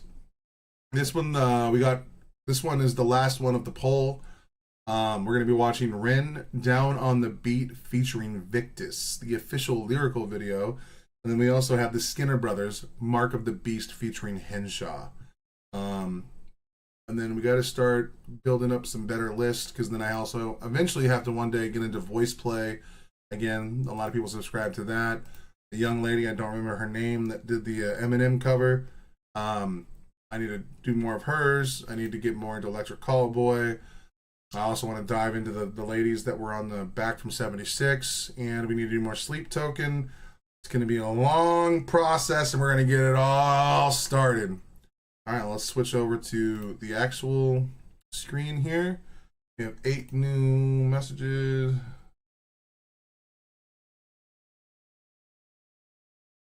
Check out Wordsmith's reaction to Chalk Outlines. Ooh. Ooh.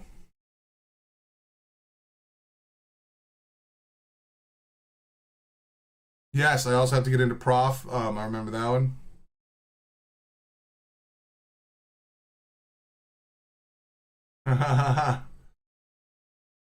It's so crazy how I recognize so many people on here. Never seen her though before. All right. So which one are we starting with? Which one you guys want? Ren or Skinner Brothers?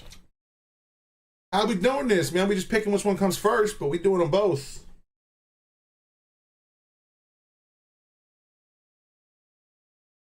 Just waiting for one person to say something. I don't know why I'm asking, because like we about to just get into it. You know? And I already went and got the thumbnails for him already. So I had to click through some of them. Ren. All right, let's do Ren. So this one is Victus, right? He's been in a few videos. I don't think I've heard him sing. Well, no. I think I heard him sing once. I think, maybe. But I know he was in one of the acoustic videos. Have you heard of Ren Castles Made of Sand yet? I have not. And that is actually one that I really want to listen to. Because a lot of people told me that was like very similar to like Samurai Champloo's style. And it was also the other beat that Cujo made, right? And also just the name, A Castle Made of Sand, is gangster. Though I initially thought it meant made on sand, so like it had a rocky foundation. I thought that would have been sick. But we're gonna get to all of it, you know. I do not need a microphone. My life is fucking powerful. Oh God. Lav Loon returns. Oh, Destiny, you need to get this stupid chick out of your life, bro. Alright. Unhinged person is unhinged.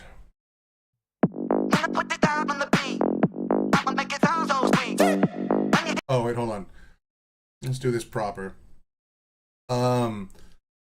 We should act. So, one of the criticisms that I got from my manager, Kia, she said that I probably should do proper introductions for the videos as if I was doing a video.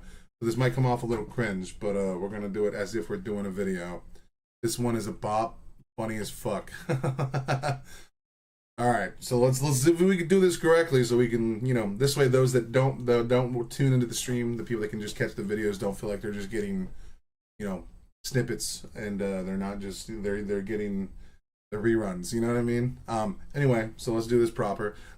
All right. What's going on, ladies and gentlemen? Today we're reacting to Ren, Down on the Beat, featuring Victus. I didn't like that. That sounded like I was doing a thing. All right. This is the last one of the poll that we have to get into. And then after that, I have a big surprise.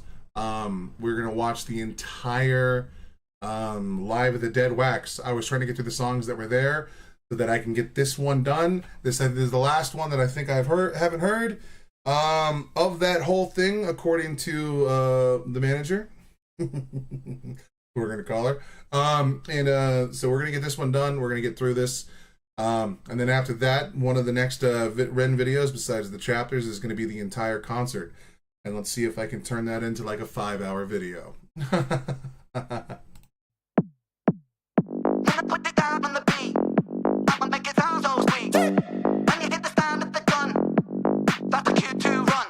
When I put it down on the beat, I'ma make it sound so sweet. When you hit the stand of the gun, that's a cue to run. When I put that fucking bass though, dude, that fucking like that bass line that sounds like it's breathing, that shit fucking goes hard as fuck, dude. Come on, dude, that's me.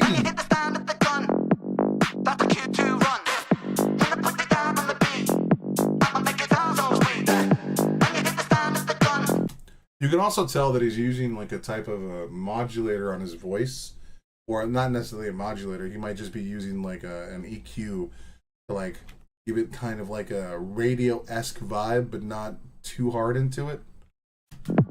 That's a cue to run. When I put it down on the beat, I'ma make it sound so sweet. Little men love to speak. I don't lose sleep in the whispers of sheep. When you hear the sound of the gun. I know, dude. The bass itself, I swear to God, dude, I could probably just drive around to that, just the bass line. Whoa, what the fuck? Oh, yeah, I could just drive around to the bass line of this full stop. Like, it's just gangster, bro. It's fucking gangster. That's my tongue, spit like thunder come. Drums in Moria, boom boom dum dum dum. Did he say drums in Moria? Yo, are you making a fucking goddamn Lord of the Rings reference right now, dog? That's dangerous. That's dangerous. Oh no, Moria's isn't that the no wait, is that Chronicles? No, yeah, Moria's in fucking That's my tongue, spit like thunder come. Drums in Moria, boom boom dum dum dum. I'm a king, who's the king? I'm the king of the ring. I'ma run this thing. I'm a Don Yang Ling on the yin yang thing. Jump up. Yin yang thing. Oh my god, dude! I talk about duality all the time. About how I feel like Rin made music for my broken brain so much. Like all the people that told me Rin's music, I was meant to find Rin, and then the further and further I dive into it, like a lot of the topics I did cover in the very first video when I knew nothing about Rin. I knew that he did a song, and then I think Ty, my league boy, my league son, told me that he has an argument with himself or something like that. I can't remember what he said, but like it gave me a minor prep for the video, and that was all it was. I just knew that Rin was gonna have like a conversation with himself or a war with himself, and then when I came in and he was balancing between them. But all the stuff that I covered initially in those videos, and that very first one, they see them like resurface later in other portions of his music. It's just like, whoa. Like, especially with Ginny and Screech, when it came down about individual responsibility and how we all play a part in the society that we're in, was very interesting. Like, Jesus Christ. I've never... Damn. I'ma run this thing, I'm a Don Yang Ling on the yin yang thing. Jump upon that swing of the drum, boom, boom, boom, boom, boom, black, come through like that. I'm not new to rap on a Zulu cap, and I do tracks and I do make stats. What do you do, lad? Are you true to that? On this beat, I'm fat like a sumo. My name's Fat like a sumo. Come on, Ren, that's my job. I mean, man, I'd probably be gangsta at sumo wrestling, dude. Though I think the panty or the thong is going to be a rough time, man. That's a visual I just didn't want in my head. I don't like seeing myself naked. Ran and I know my judo. Candlestick killer, kill them like Cluedo. Numero due, numero uno. You know, speak so. Number one, baby. All right. Killer, kill them like Cluedo. Numero due, numero uno. You know, speak so frank like Bruno. Hey Sarah, he loves Juno. Hugo, boss man drip with a new flow. True though. Sharingan killer, they call me Naruto. That's gangster. That being said, Bleach all the way, dude. Ichigo for days. I actually think that Naruto is basically a villain. Man, that motherfucker made everybody live through his bullshit trauma, dude. Quit crying, bitch. No, I'm sorry. I'm joking.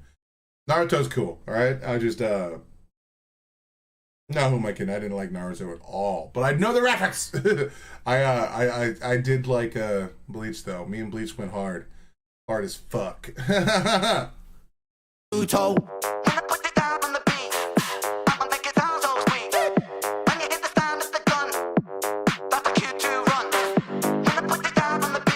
Dog, by the time you hear the sound of the gun, if that motherfucker's got aim, you're already gone, dog. You know what I mean?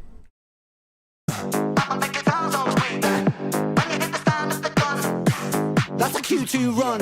Am I the only one that sees that sheep and thinks of Lucifer? I swear to God, I must be broken in the brain.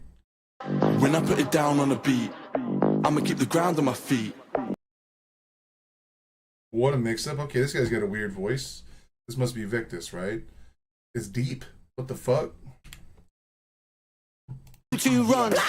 When I put it down on a beat, I'ma keep the ground on my feet. I don't win no crown on the street, but you still know me. Still the same old V, still the same old house on the same old street with a brand new flow on the same old beat, and it turns to gold every time I speak. Look me in my eyes, don't feel it like motherfuckers hit us with the ski.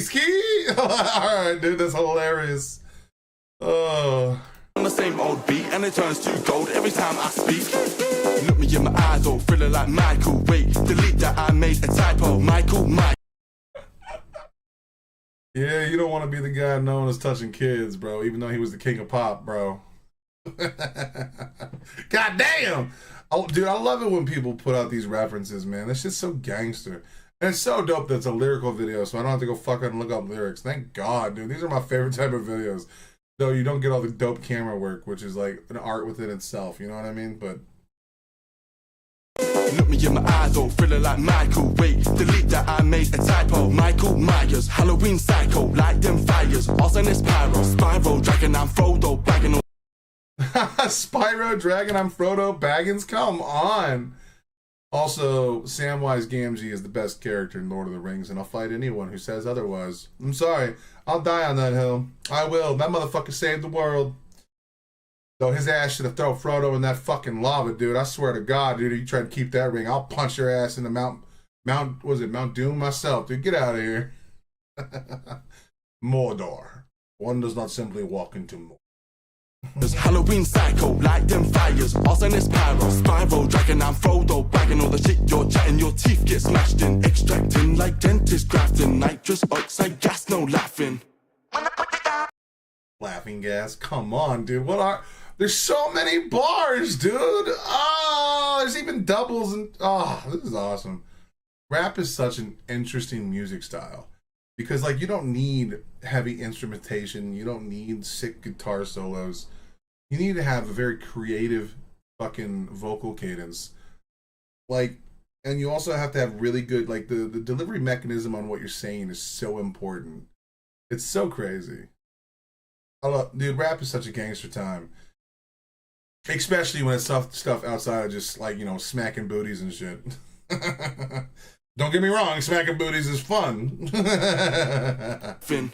When I put it down on the beat, I'ma lay you down in the sheets.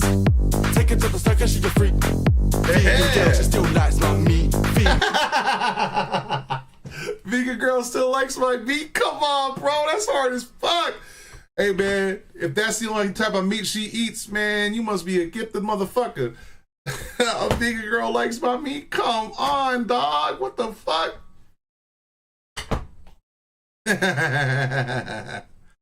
Girl, cause it's time to eat. Toast curl when I'm in too deep. Fuck your girl, now you really wanna beef. Oh shit. Oh, fuck your girl, now you really wanna beef. And then it shows a picture of a cow. Yo, dog. If you fuck my girl, we would beef, motherfucker. We would. I'm sorry, dog.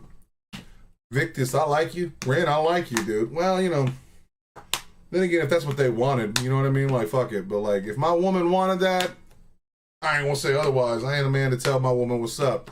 But one of these motherfuckers was trying to spit on my girl. I don't know, man. I don't know. I don't think I could take Ren, bro. I feel like Ren is a little, like, that motherfucker probably could bench press, like, 300 pounds easy, which is like lifting one of my legs. All right. I'm sorry. She's knocking on the front door, leave! What the fuck? That black sock up, fuck up. That scene took my socks up, chop, chop. I'm a millipede on my feet. Mohammed Ali with my reach. Biting double D's in my teeth. I'm a freak, I'm a... Biting double D's. I'm a freak. Oh, this is gangster, bro. We need more fun music from Ren, dude. This shit's awesome. I'm a millipede on my feet. Mohammed Ali with my reach. Biting double D's in my teeth. I'm a freak, I'm a goated PD on the beat. You're unique, you're a little fuck. As long as I'm invited, it's all good. Exactly. You know what, Ren? If you want to slam down with some of the ladies, just, you know, I'll sit in the corner, dude. I'll become a cuck just for that shit. That'd be hilarious. So I might start, like, flicking pennies at him or something, you know. Oh, my God. Let me tell you guys a funny story real quick. Just a little bit of a funny story, okay? I might have already said this story on stream or in a video. I know I said it on TikTok once. I remember one time I came home from work as a truck driver. I moved to Ohio with my girlfriend at the time, who it didn't work out very well. But I also moved my two best friends out. They're actually on my arm. My birth symbol's here.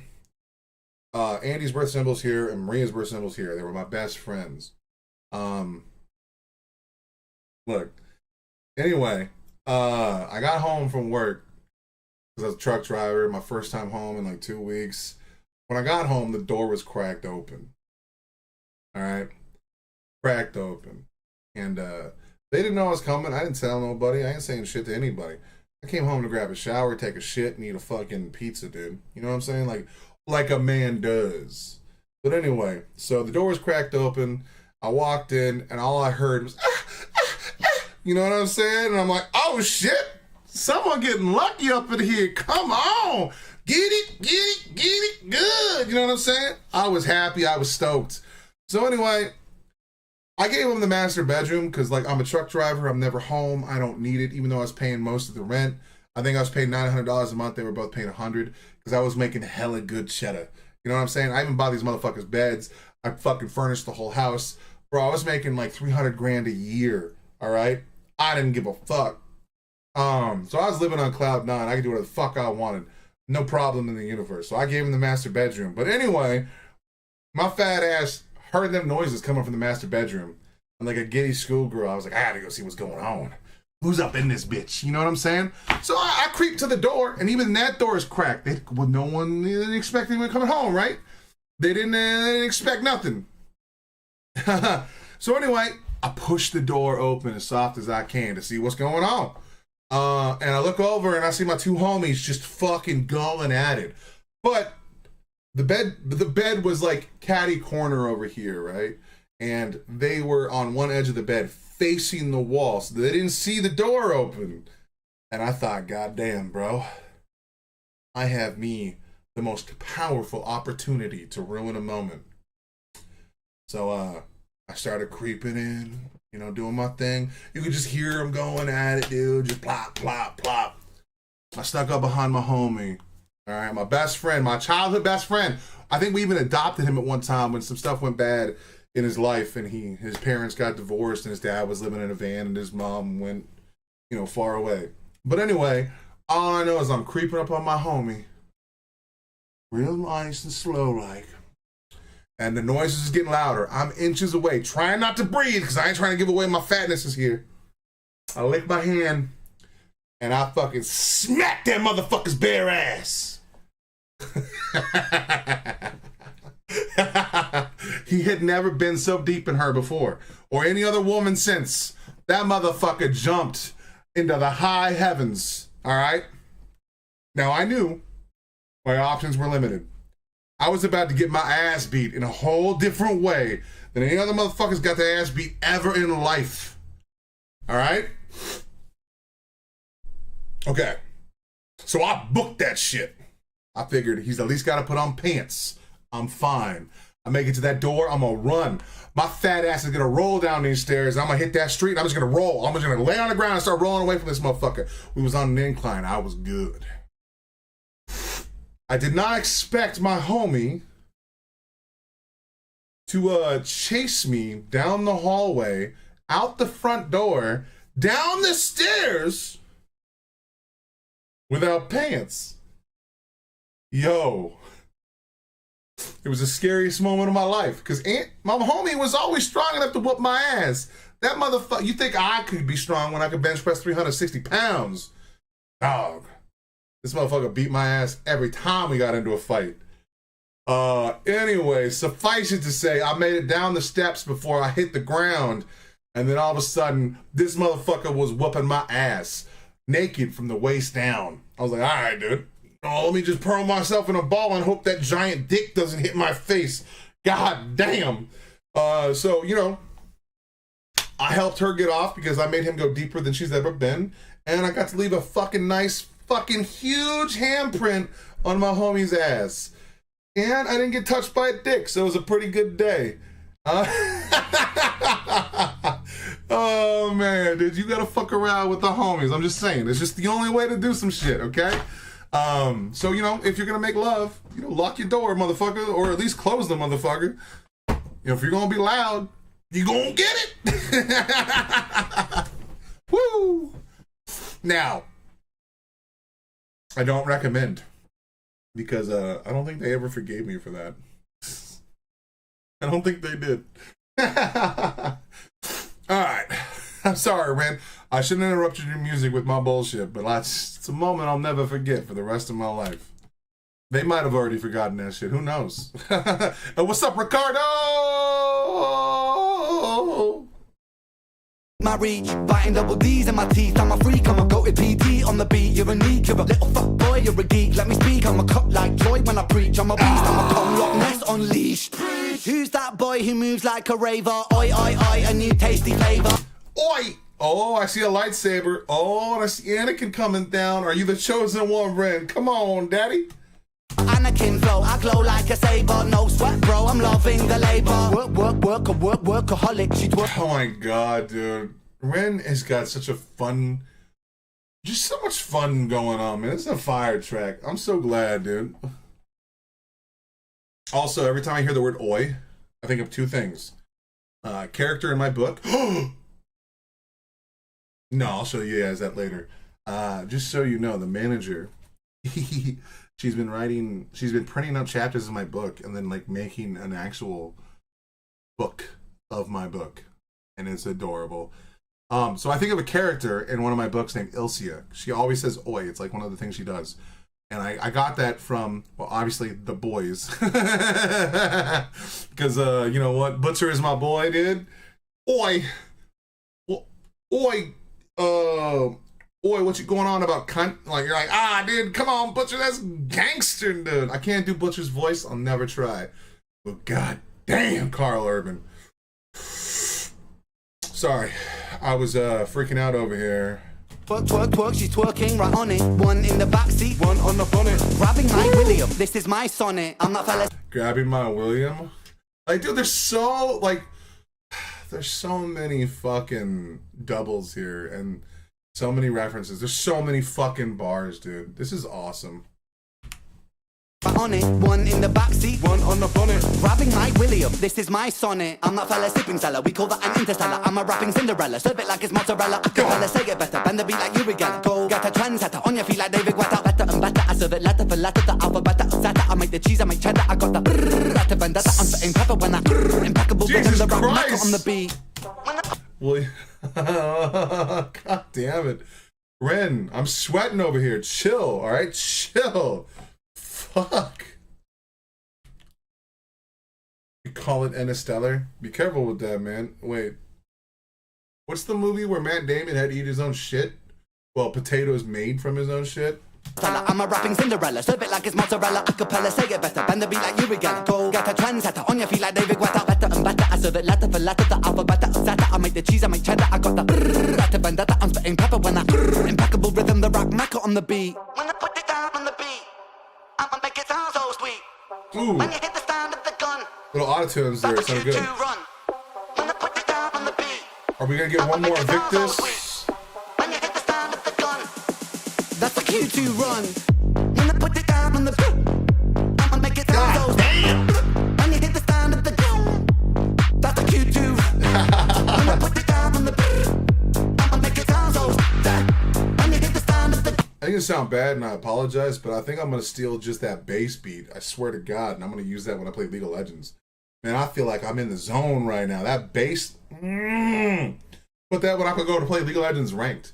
By the way, there will be times when I play video games on here, because like I gotta get my ranked season in League of Legends. I gotta get gold. I might play like 1 or 2 games a day, maybe once I get through some of these requests and stuff like that. Goddamn, dude. But that fucking bass, dude. That bass is tickling my balls, and I'm only hearing it in my ears. That's crazy, ain't it? that's a cue to run. When I put it down on the when I put it down on the beat, I'ma make it sound so, I'ma make it sound so. Dude, what a cool effect he's doing on his voice. It almost sounds like it's kind of like reversing for a split second and then repeating, like it's glitched or something. That's such a cool. Man, there's so many creative things that you can do with music production that it's so awesome. And there's also the same thing you can do with a lot of video production. I'm gonna learn to start getting deeper into the editing process again, like I did a lot in my original videos. And maybe one of these days we'll just go watch some of my original content so you guys can laugh and cringe about how disgusting and ridiculous I was. I almost said a bad word. Down on the beat, I'ma make it sound so, I'ma make it sound so sweet. When you hit the sound, it's the sound, when you hit the sound, it's the sound, it's the yeah. That's a Q2, that's a Q2 run.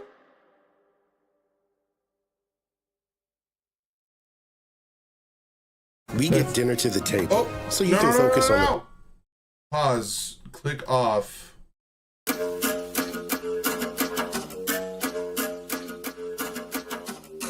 Stream on. Oh wait, why are you playing that? Stream unavailable.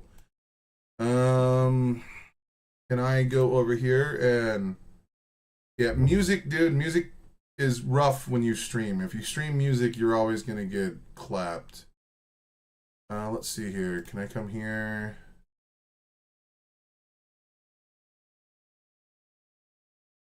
Live.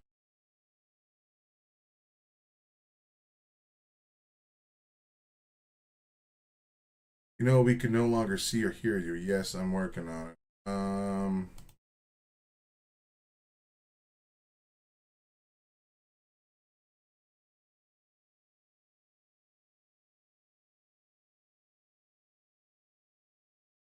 Wait, it's not saying...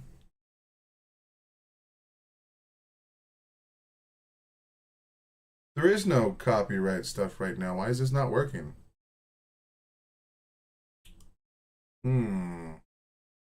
Alright, let's end the stream then.